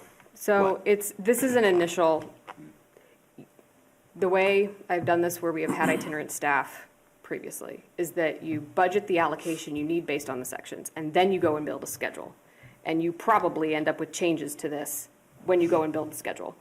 So, and I would anticipate that where you see a 0.95, that it actually becomes either a 0.9 at that school with library filling in an extra, or a 1.0 at that school with the art teacher doing one of the blocks that otherwise might have been a library block. So that's what I would guess would happen as a result of building out the schedule. And an example actually is in the one that I created.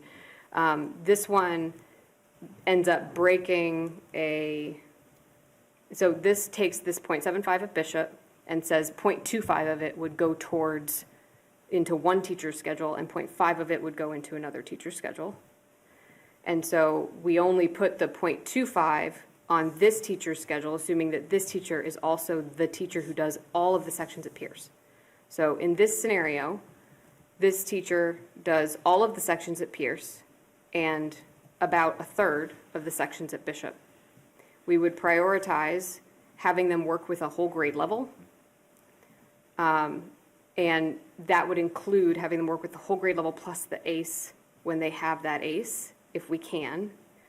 But with ACE rotating, it's hard to schedule the same person in if they're also shared across schools. So that will take some building out of where the ACE blocks are going to happen at each school where there are shared staff. And what we would try to do is if this is shared here, 0.65, 0.75, then we would want the music to be shared similarly so that those two people can be specialists together in similar ways at those schools and maybe serve similar grade levels. If you mirror the schedules by grade level, then it's easier to do that. So this will lock in timing at the schools. A consequence of that that's perhaps a positive one is that makes for a consistent school experience with regards to the time spent on each disciplinary area because the specialists lock in the timing of the specials, and that drives other parts of the schedule. So there's some variation in how schools break out their blocks right now, and this would necessitate that variation not exist to the same degree because, as you can imagine, these periods need to be consistent across every building if you have people traveling. So this teacher would have 3 of their days at Pierce, 2 of their days the short day, and Friday at Bishop in this scenario. I haven't built out a schedule, so the caveat on this is how would you start that process. And as you go, you find where it makes sense to put FTEs together. And in art and music in particular, they're very similar in terms of the FTE allocation. So it should be possible to match the teachers up so that the art and music are traveling similarly and as a pair. It does, however, it's not graceful because these are over 0.5. And this is a lot easier when you have itinerant staff who are covering 0.5 or less, which really only happens when you have more than 1.0 need at a school. Because of the size of our schools, though, that is not what we're working with except in PE. In PE, this is pretty manageable to figure out because you have a 1.0 and then you can put a 0.4 with a 0.6 really easily. It's more difficult with a schedule like this because you're over the 0.5 mark, if that makes sense. So we would start to build this schedule out right away. But if we were going to make dramatic changes, it's going to be a long process to build that. We can do it, but it'll take a lot of work. So before we were going to do that, if we needed to make any changes, we would want to know what those were. Any other questions on this? Sorry, I had missed that slide. We can talk about it after too. Okay. I wanted to answer some questions that I've also received about athletic programming. And I think, have gotten questions about whether or not participation has actually increased because the high school population has increased. And the answer is yes, we have a lot more AHS students participating in at least one sport. So I just wanted to provide a little bit of a comparison against a pre-pandemic baseline and also say a little bit about why fees are preserved in the yes override scenario. And of course, all of this can be revisited at the request of the committee. So even with increased enrollment at AHS over the past few years, and despite the fact that really in cut sports we have the same number of spots available, so it's not like we've opened up room in our cut sports. We've really only done that in our non-cut sports. We have had a really significantly higher and steadily growing rate of participation at AHS.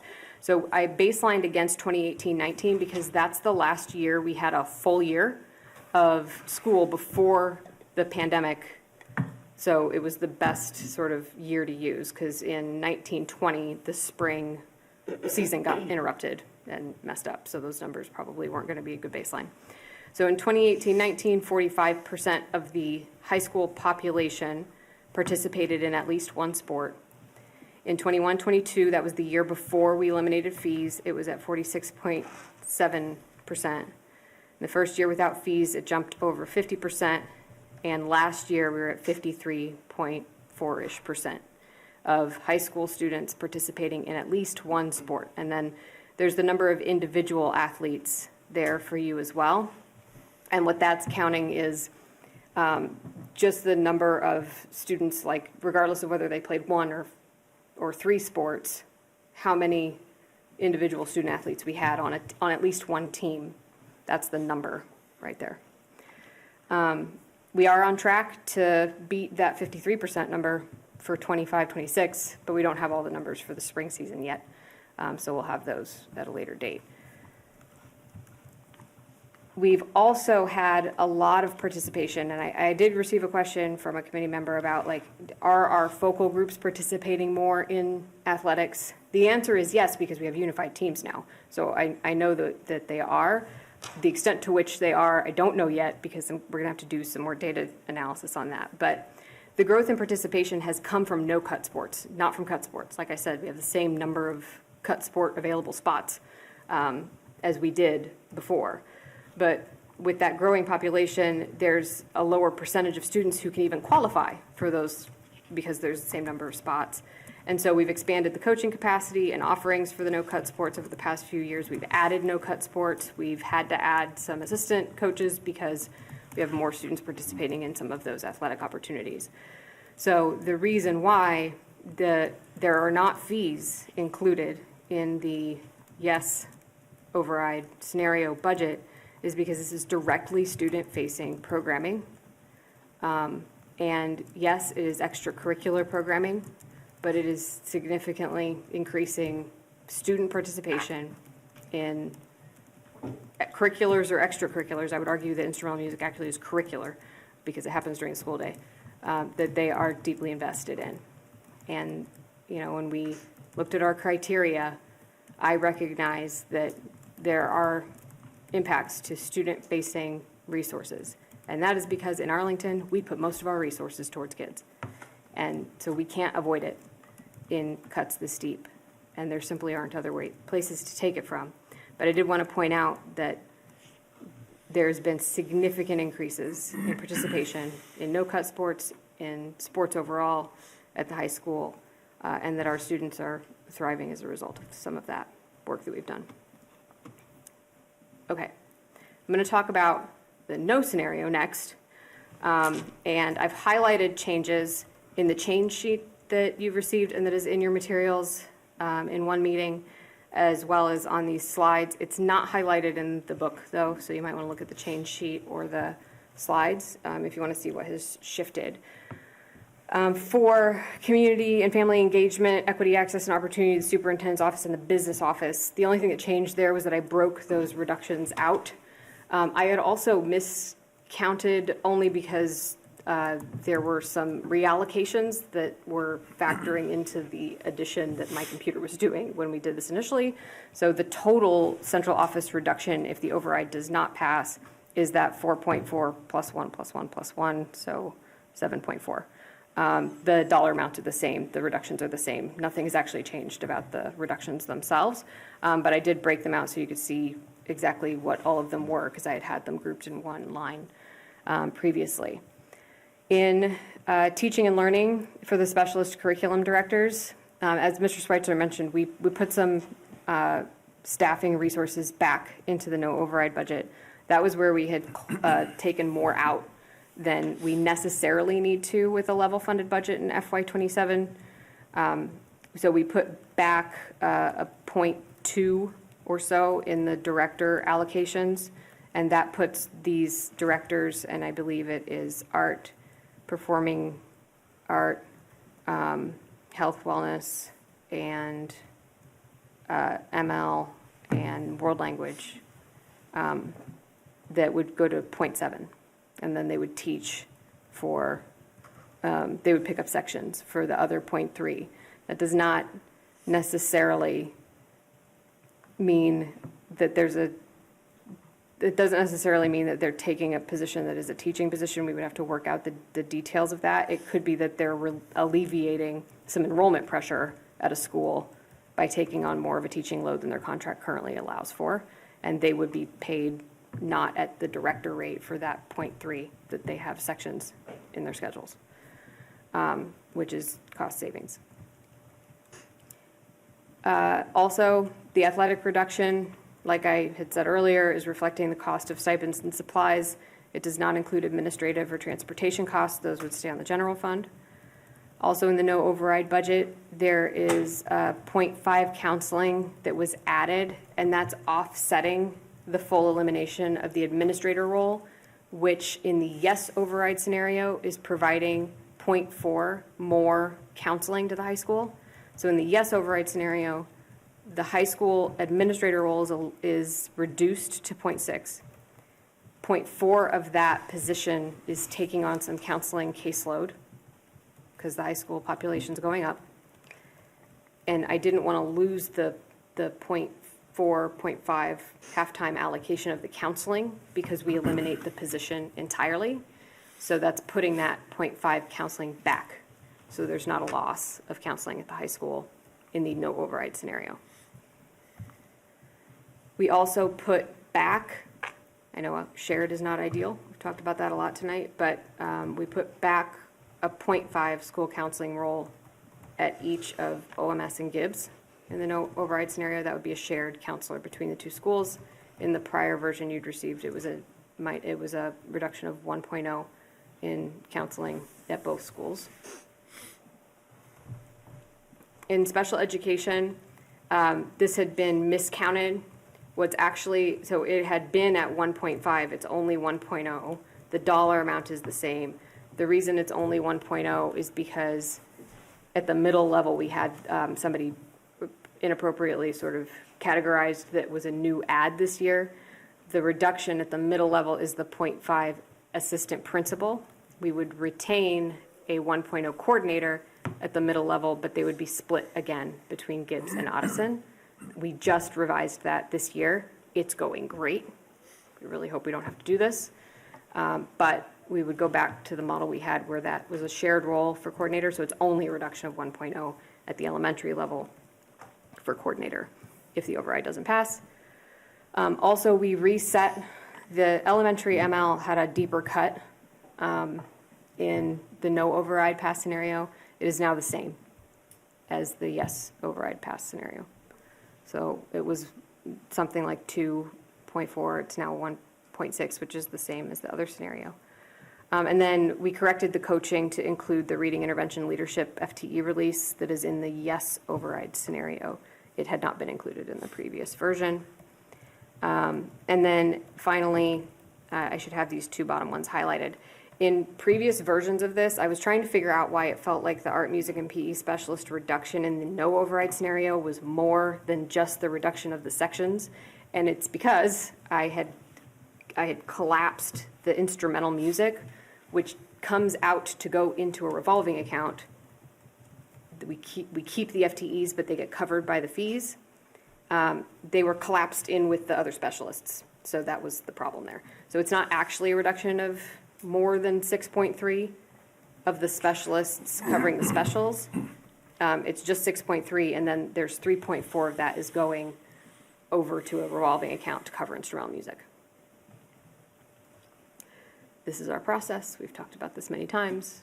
Here we are on the 26th. The school committee is slated to meet in 2 weeks for potential approval of the budget scenarios, and then to go to finance committee and then an override vote. So if there are additional meetings, discussion, or input that we need to have, then we should think about when to have that. And I'm happy to take any questions that folks have. Any questions? We can go around the room or whatever. Anybody have any questions? Ms. Sadat? On just what you presented or any of the budget? Anything in them. Yeah, I think, all of the cuts are obviously devastating and compelling to try to avoid, right? We heard a lot about it tonight, and I'm sure there were very few people in the room that, weren't moved by those comments. Mm-hmm. The one that I would like to speak to is the one around the cuts to ELL teachers in a yes override or no override situation. As a refugee myself who was part of these classrooms, they were transformational. They are the single most important thing that I think has led me to success for my education. And I think a lot of the comments talked about that they're more than just learning English. They are counseling. They are the place that you go to that feels the safest part of the school. And it is quite devastating to think that we're going to kind of retract some resources from those kids. So I would just say that that seems pretty severe. Those cuts seem really severe, given the student populations that they impact and what they do to their long-term education. Because I think what we heard wasn't just that they're going to, more kids in the classroom, they're going to learn English slower. They're going to learn everything slower because it impacts how those kids go through the rest of their classes, the comfort that they feel. And they're also the kids who come from families who can least advocate for them, whose parents probably don't have language skills. So I would urge us all to really reconsider those severe cuts. I would encourage the committee to look at the ML percent of each school and population of each school and consider the caseload against the FTEs that are in the budget. And if you have recommendations for moving any of that around, I'm happy to consider that.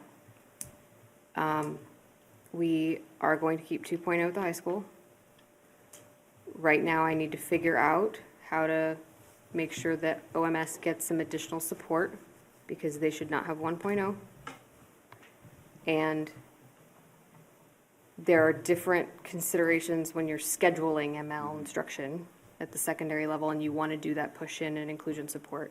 We have dramatically expanded ML staffing under my tenure because I agree with you. Okay, thank you. Ms. Exton? Sure, thank you. Everybody left, but I wanted to thank everybody who came and who spoke tonight and who has sent us emails. It's clearly, people are really passionate about the work that they do here. They're passionate about the students that they see every day.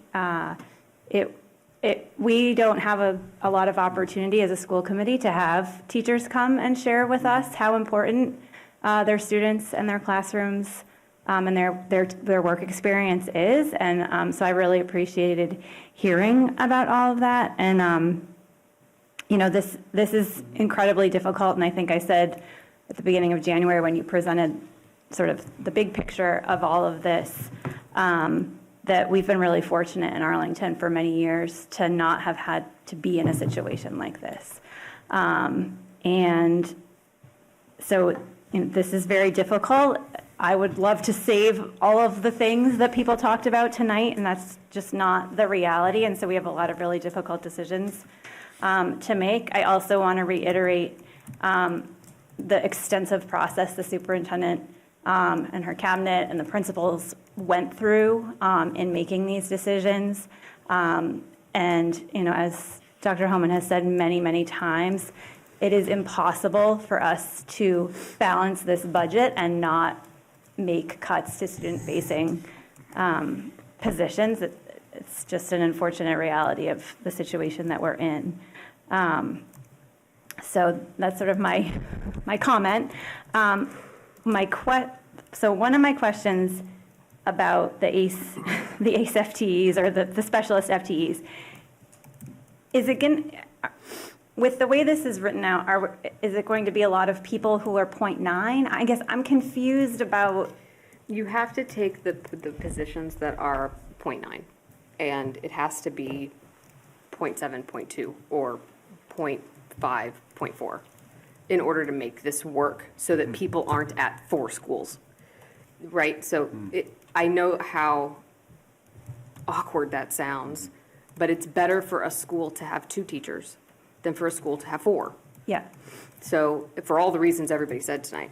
And it's better to have teachers paired up than it is to have them sort of isolated. Yeah. And so that's how we would do it. So yeah, we would break it into 2. Okay, so there's sort of going to be a lot of 0.9, 0.8s. There's going to be a lot of 0.4, 0.5s. It's not combined to 0.9? Combined to make. Okay, I'm just like. Well, combined to make 1.0s. We're going to try to make as many 1.0s out of these as we can. We're going to give people a full schedule. Okay. As much as we can. And we can give people a full schedule. The question is, can we do that without having them go teach 1 class over here, so that there are 3, and that's very awkward. So you take the allocation because you know I have to have this many specialists in order to fill this schedule. Right. And from there you build it, and then you end up with what your final FTEs are, which I could bring back to the committee and explain kind of how the schedule's operating once we've built it. Yeah, I mean, I'm just thinking of it from a sort of like a retention perspective, and if a bunch of people are going to get told you're all going to be 0.8, like that's probably not how that would go. Okay. The way that sometimes people want to be part-time, and one of the first things that I know the directors have talked to the staff about is like, is there anybody who wants to be full part-time, because that's helpful. We also have the ability, if somebody really wants to be at one school and they've got a 0.9, to say, all right, you're 0.9 teacher, we've got 0.1 of some support for building SSP or for something that we can give you, and the difference is a few $1,000s in your paycheck that we could offer for folks too. If they wanted to be full-time and stay at one building, that's an option. It's not one that folks might like, but. Okay, yeah, I'm trying to understand, like, the FTEs equal the budget, but we're just hearing about what are the consequences from a teaching experience and a learning experience. I'm just trying to understand that a little better. Okay. The other thing, I guess is more of a comment, is just, I do feel like we, as a committee, need to have some kind of conversation about the fees, even in a yes override scenario. We've heard so much about student-facing positions, and it just hasn't even been something that we've even sort of had a conversation about, and it would be a place where there could be some adjustments if we put the funding there. So I just want to put that up there. Thanks. Okay, when everyone talks after this, we can talk about the logistics and next steps, but that's an excellent point. Mr. Carden. Thanks. So just one thing on the logistics, because Kiersey spoke very briefly with her. She's not feeling well. She's willing to schedule a budget subcommittee meeting as needed. If she can't go, then I can chair it. She also suggested the possibility of another school committee meeting next week if we have to hash out some of these issues. So I do think, it's worth each of us looking at the budget, looking at the no scenario really presents a menu for us of alternatives, right? It does. So in my view, I would like to think about the department chair reduction like you just mentioned. To me, that is a less impactful change than some of the others, but again, I don't know a whole lot about it. So just throwing that out there. The other thing that sort of I've always felt is that our schools have gotten smaller. The case for assistant principals at our elementary schools is much weaker. So another item in the no scenario is reducing 5 of them to half-time. So I think that's another area. Again, as a committee, we could look at. I appreciate all the work that the department has done and the administrative team has done, but the budget is one of the only things we vote on. So we need to have our voices heard, and we need to take some time this week to look at alternatives. And finally, about the room in the budget, I appreciate that slide, which isn't in Novus, but the slide you added with the $4 million showing what the salary increase would be. We had to cancel our budget subcommittee meeting, so some of these numbers we didn't go over yet, and I still want to. That $4 million represents a 4.57 increase over our budgeted salary base, which is much higher than we've been talking about all along. So I still want to see how that number is built. I want to see the detail. I also want to see a bridge from the FY26 actual, because if you look at our budget transfers that we voted, and if you look at the last report, the budget transfers that are pending that we didn't vote, we've pulled $1 million out of salaries this year. So I still think that somehow there is room in this budget. The big item that's busting the budget is the transportation. It was under budgeted. We're overspending it compared to the budget by 1.3 million, right? And we're covering it with salary money. So we're doing that this year. I still don't understand why we can't do that next year, given the same salary base. So I still want to look at the numbers in more detail before we start making some of these difficult cuts. We're running out of time. But I don't know. I can't support the budget as is. So I don't know how to resolve that. Mr. Chair, we'll talk about that more. Yeah, we'll talk about that after everyone speaks. Did you want the superintendent to respond to anything you said? I think we need to talk about these numbers that I'm raising. I don't think you can answer them here on the spot. The 4.57% increase, doesn't that seem high? Is that what you think? That seems precisely like what we've projected multiple times. We said it was 4.5, and then with turnover savings, we were comfortable with 4.25. That's why we proposed to the Long Range Planning Committee a 4.25 increase.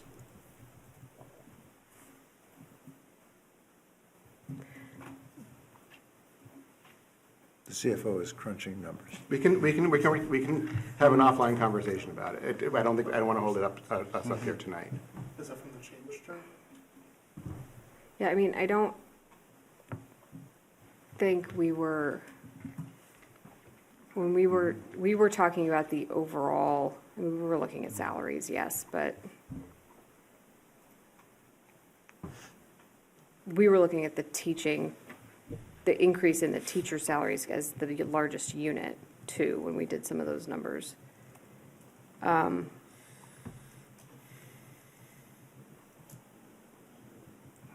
would have to look, but Yep. that is a anticipated increase level for salaries, given our contracts at the moment.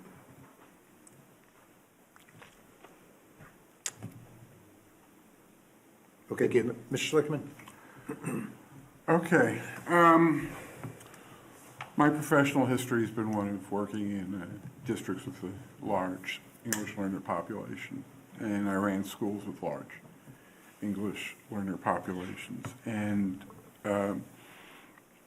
it's been very easy for my former district to underfund that, and it was a bear to try to service students who were second language learners with the resources that I had. And I think that what we're doing in Arlington right now is at a significantly higher level than where it was when I was working in the field.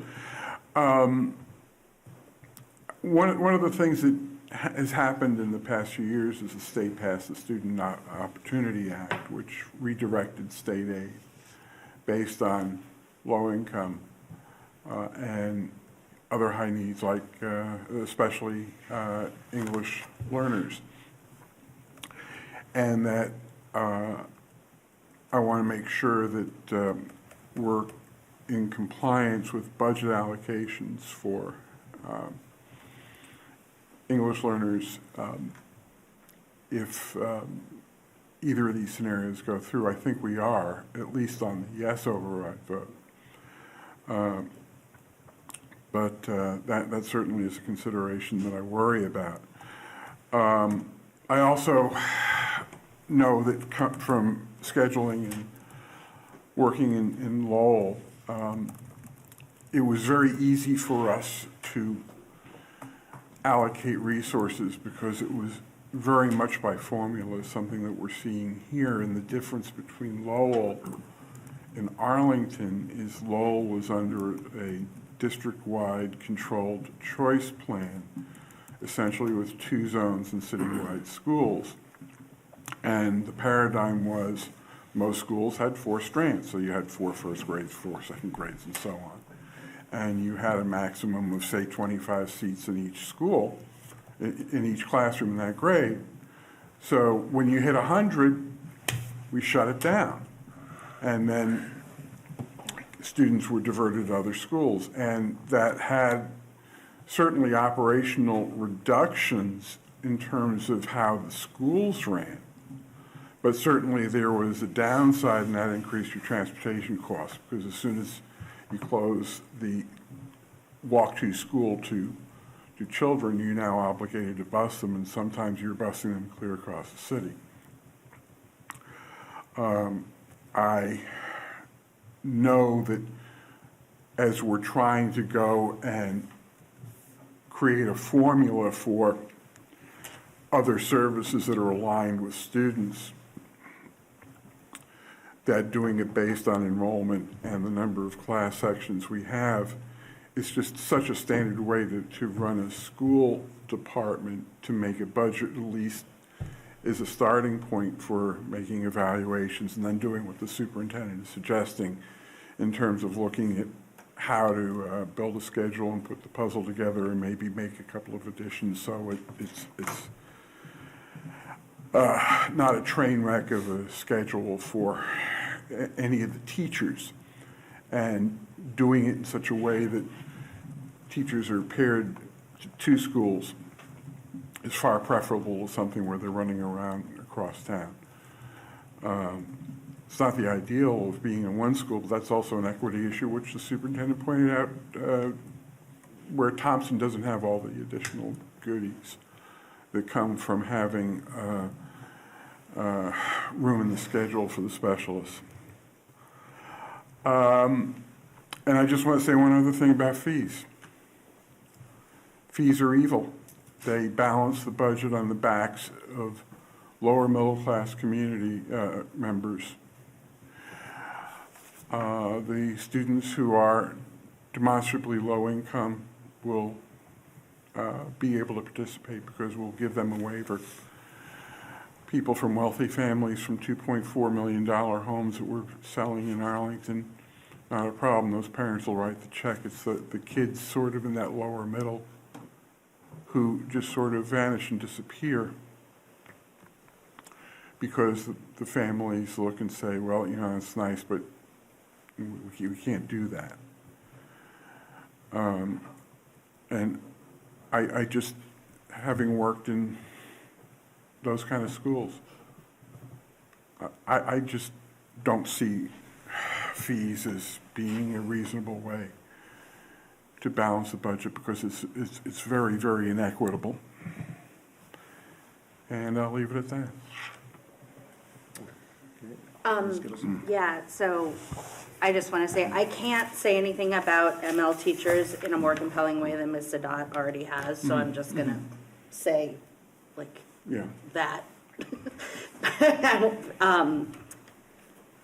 I, and the superintendent and I have talked about this some. I continue to be concerned about the equity and belonging implications of some of the elementary schools not having a consistent, visible presence from the specialists.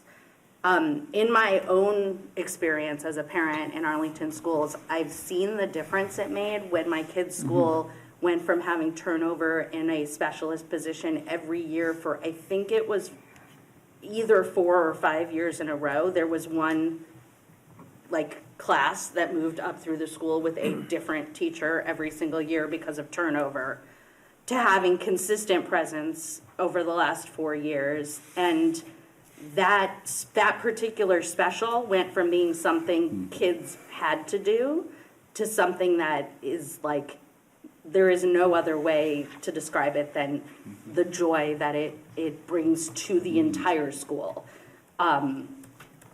And I also understand the challenges around the varied sizes of our elementary schools.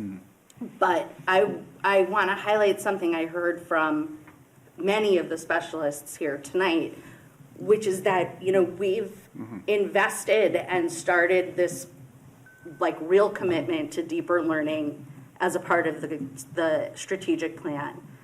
And the integration of those special teachers is sort of at its beginning in that process. I have seen, again, just through my only 2 kids, how that is starting to affect things. And I wonder if I know that is a small school, and that is less able to happen at a school on the other end of the spectrum. And I wonder about how we can give, I know this sounds crazy in a year where we're making cuts, but how we can give more to those students instead of taking away.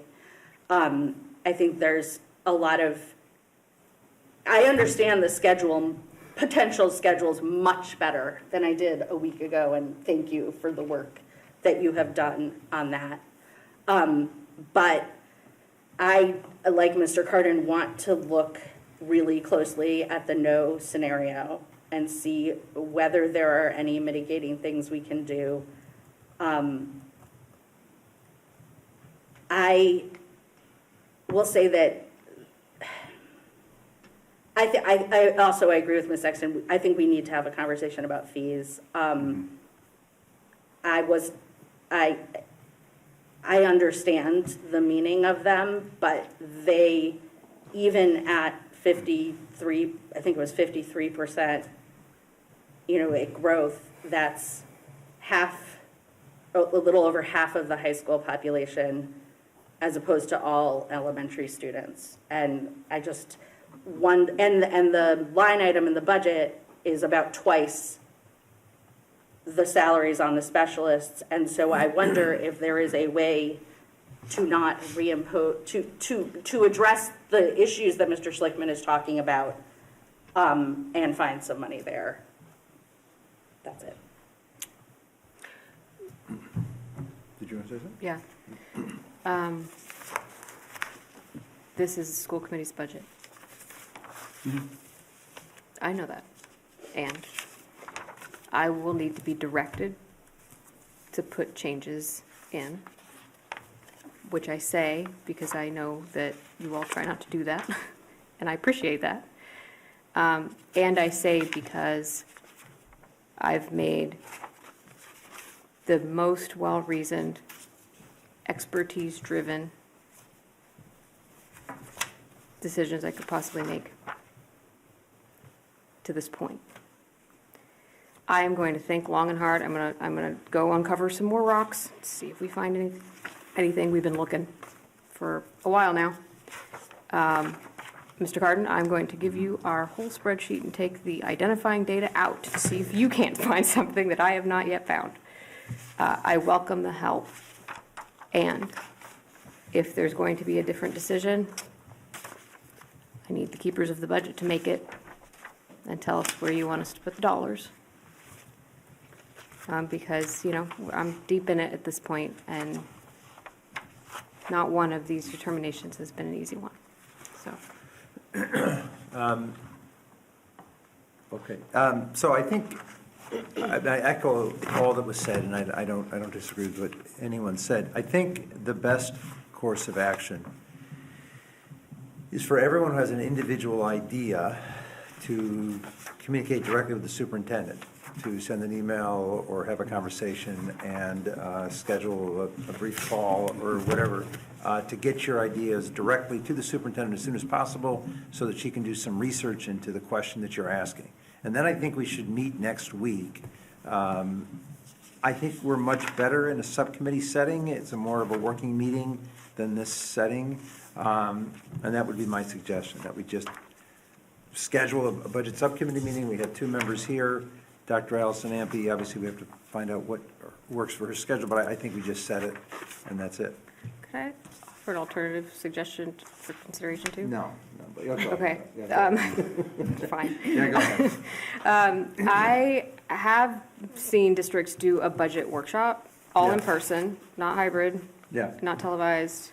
Obviously, it's open, the public can come, but we could also do that as a full committee. And yeah, that's what I mean. I mean, budget. It's essentially a budget subcommittee meeting.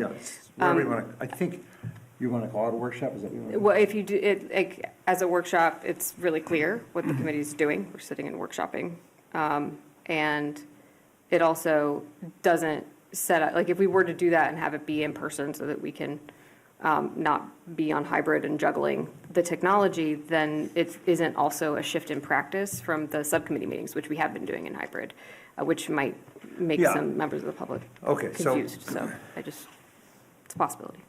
Okay, we call it a workshop and call it I think we want to, I think to your point, we should try to make sure there's a time where everyone can be in person. So for some of us, that's like after 5, just so you're aware. So that's just a kind of a constraint. I don't know. Why don't we just figure this out now? Is there any time next week where people are good? We can just set it and we'll call it something. Obviously, we're going to have to reach out to Dr. Allison to see what her availability is.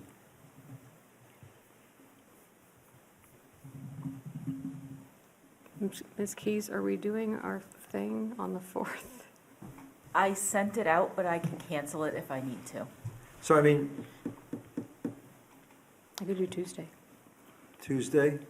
Yeah, we can just, I mean, are we going to have the AHSBC meeting? I don't think so. Yeah, there's a lot to talk about. What time on things Tuesday? Just Liz and I would need to cancel something. Which this is the most important thing we're doing. I can move things, I mean, from 5:30 on, whatever you want. 5:30 to 9. We have Stratton. That's what I'm What time is talking that? about. It's at 6:30. Oh. We can move that. No, we can just not have, I don't know. I could do Thursday. Okay, let's keep going. I can't do Thursday. I could do Tuesday. Okay. Wednesday? Wednesdays. I mean, we have a meeting, but we Mostly, can, for yes. another thing, but we can just, We have bracket on Wednesday. what time? Bracket at 7.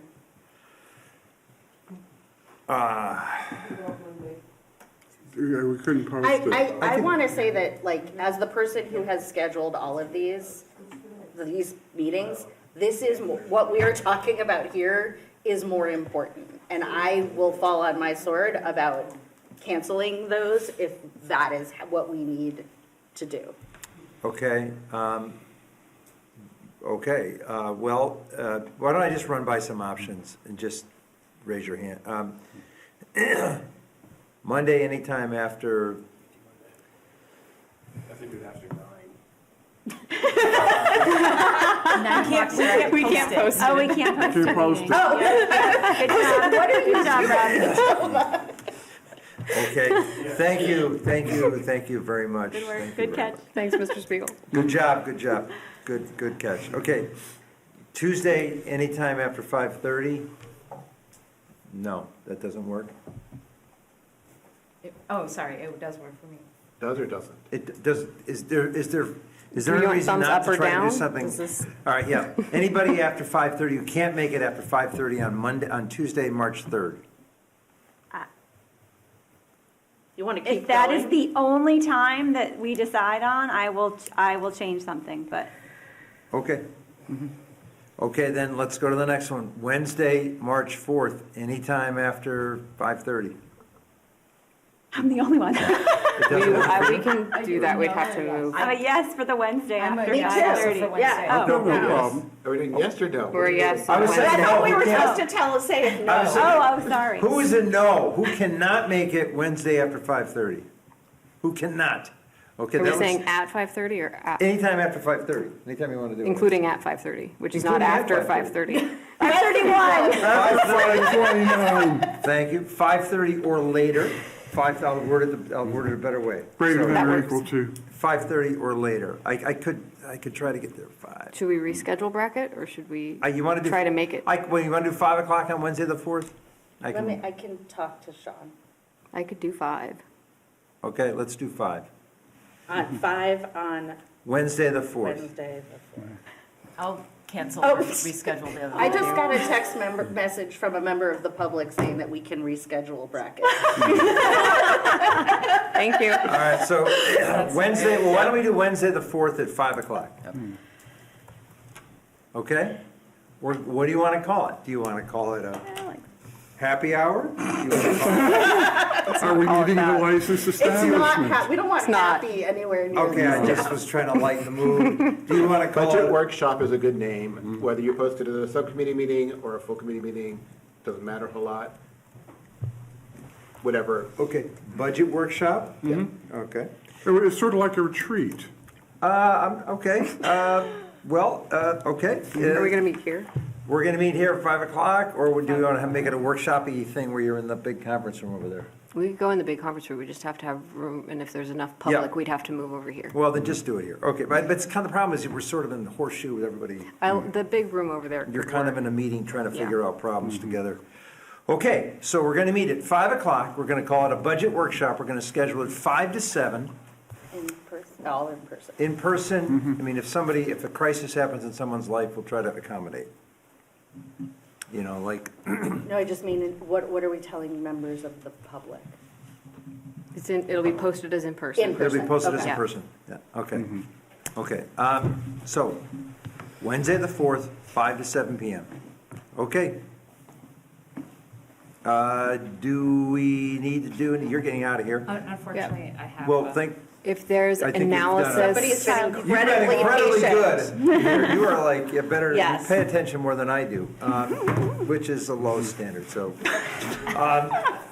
Do you? People are still watching, Jeff. I know, I know, whatever. It's never stopped them before. I know, it's never stopped before. So you're gonna post a meeting, budget workshop, 5 PM on the 4th. Good, we got that done. Okay, we can now move on. Oh, you're missing the policy discussion, huh? Apologies, but just want to reiterate what I did not say earlier, but Liz did. Superintendent Holman, I know how difficult this has been, and your entire team. And I just want to acknowledge all of the thoughtfulness and tough decisions that went into this. We will get to something that we all agree on. And thank you. And thanks to everyone who spoke tonight so eloquently about how important all of these roles are. Thank you.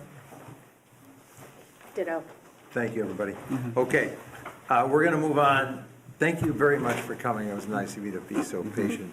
We're gonna move on to the first reading, Mr. Schlickman, of these 7 or 8 policies. Well, we had a meeting of the Policies and Procedures Subcommittee this afternoon, and we've considered this flock of policies. Some of them are very minor.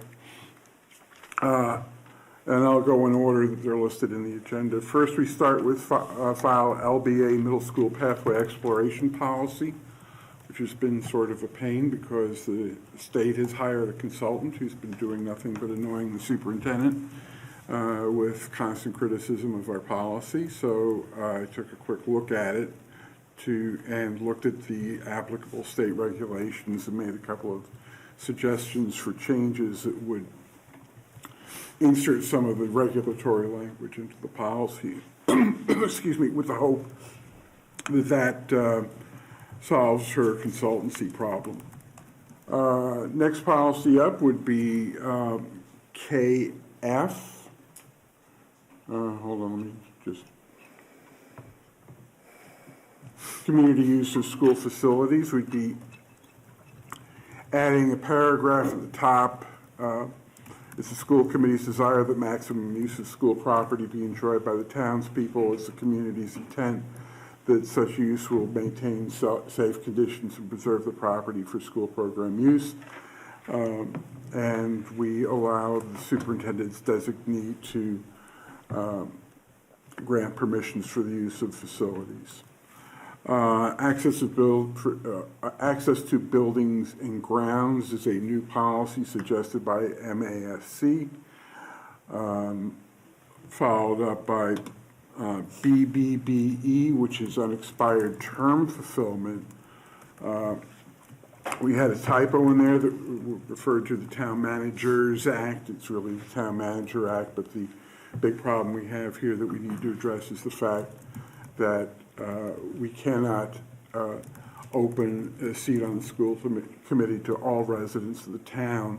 School committee members by law must be registered voters, so we're correcting in paragraph 2, striking all residents and inserting the language registered voters.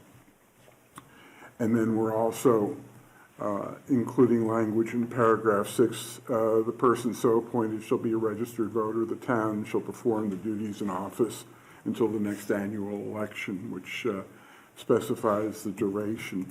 It's also just stating that we're going to present the new member with a copy of file BCA and BDAE when they join us, followed by Parent Advisory Councils, file KBG.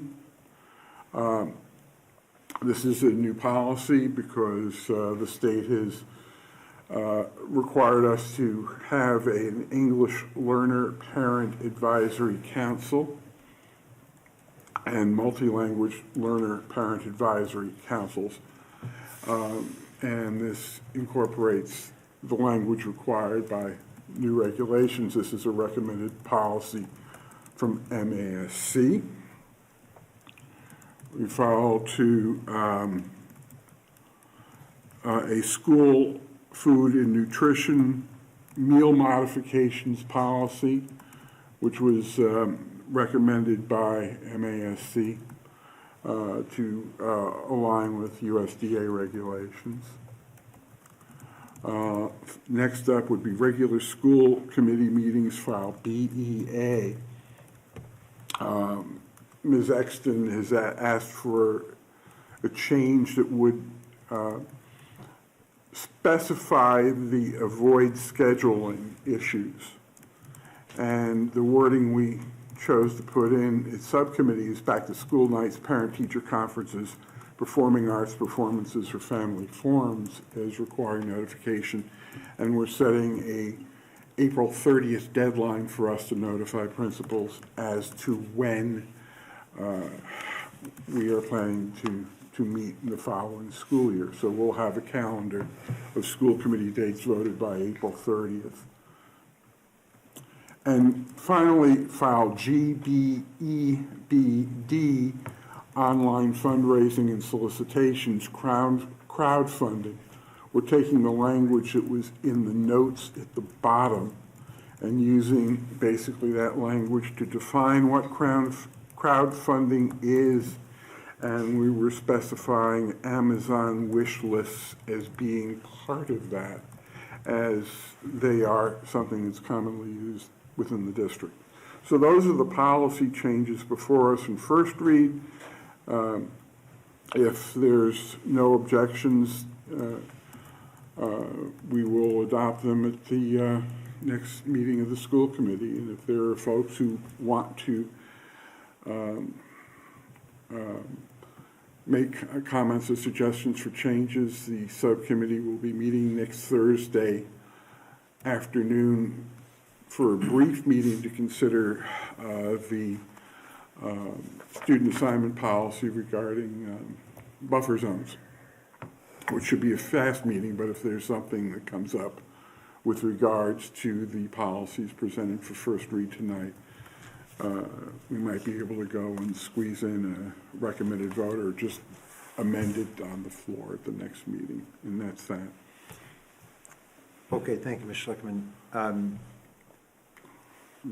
Does anyone have any comments or questions at this time?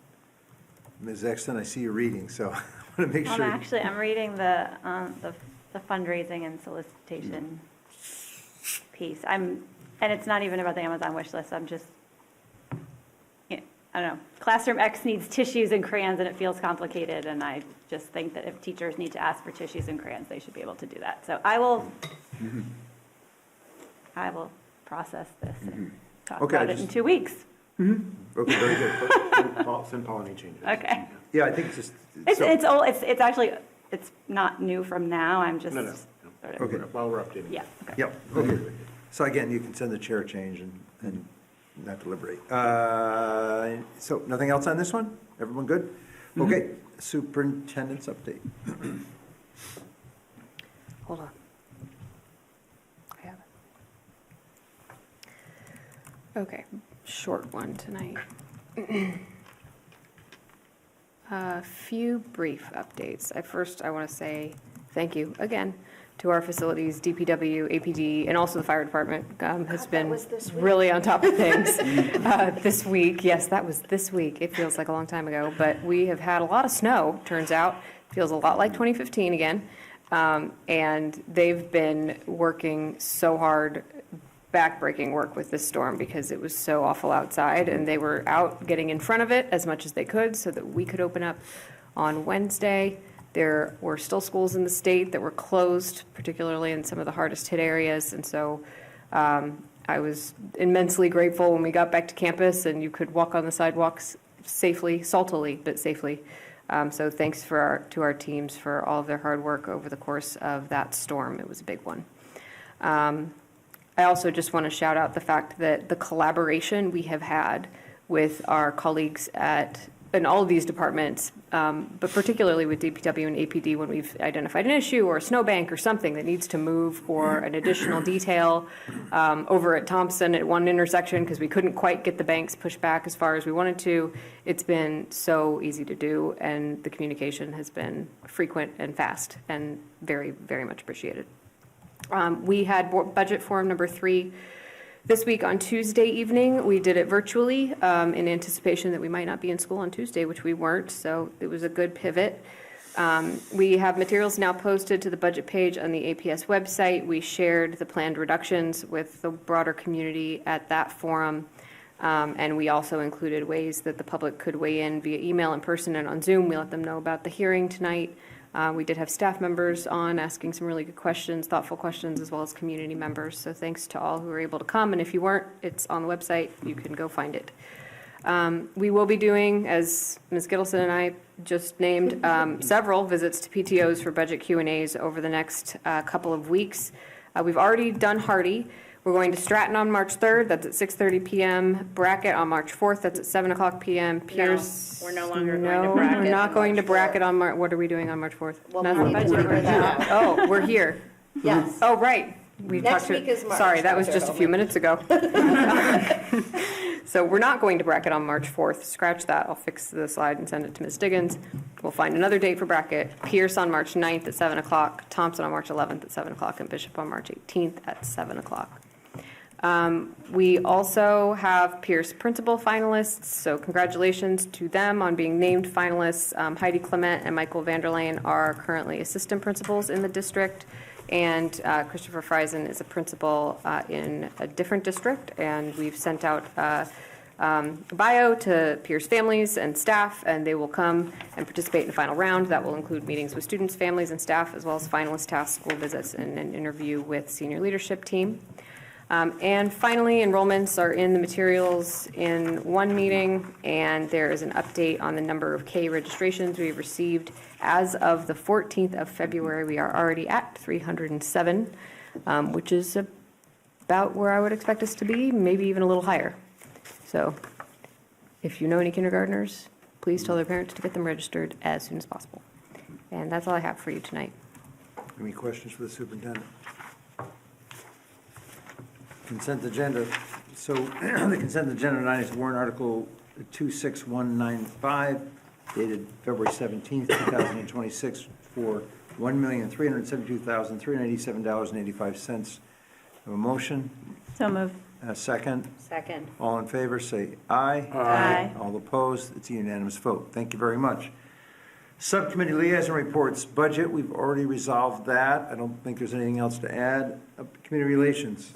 I would just thank Dr. Homan and the rest of her staff for the preparation and Chris for the preparation we did for Tuesday night's budget forum, which was co-sponsored by the Budget Subcommittee and Community Relations. I think it went incredibly well. And I got a lot of positive feedback about it. Okay, thank you. Curriculum instruction, assessment, accountability, Ms. Exton? We are meeting on Tuesday, March 10th to get an update on the math task force. Okay. Math Pathways Task Force, sorry. I knew there were more words to that. All right, policies and procedures, we just had You got the report. facilities, there's no report. Arlington High School Building Committee, there's nothing to report there. Any liaison reports? Announcements? Future agenda items? Do we have reason to go into executive session? No, we do not. So, may I have a motion to adjourn the meeting? So moved. Second. All those in favor, say aye. Aye. The meeting is adjourned. Thank you.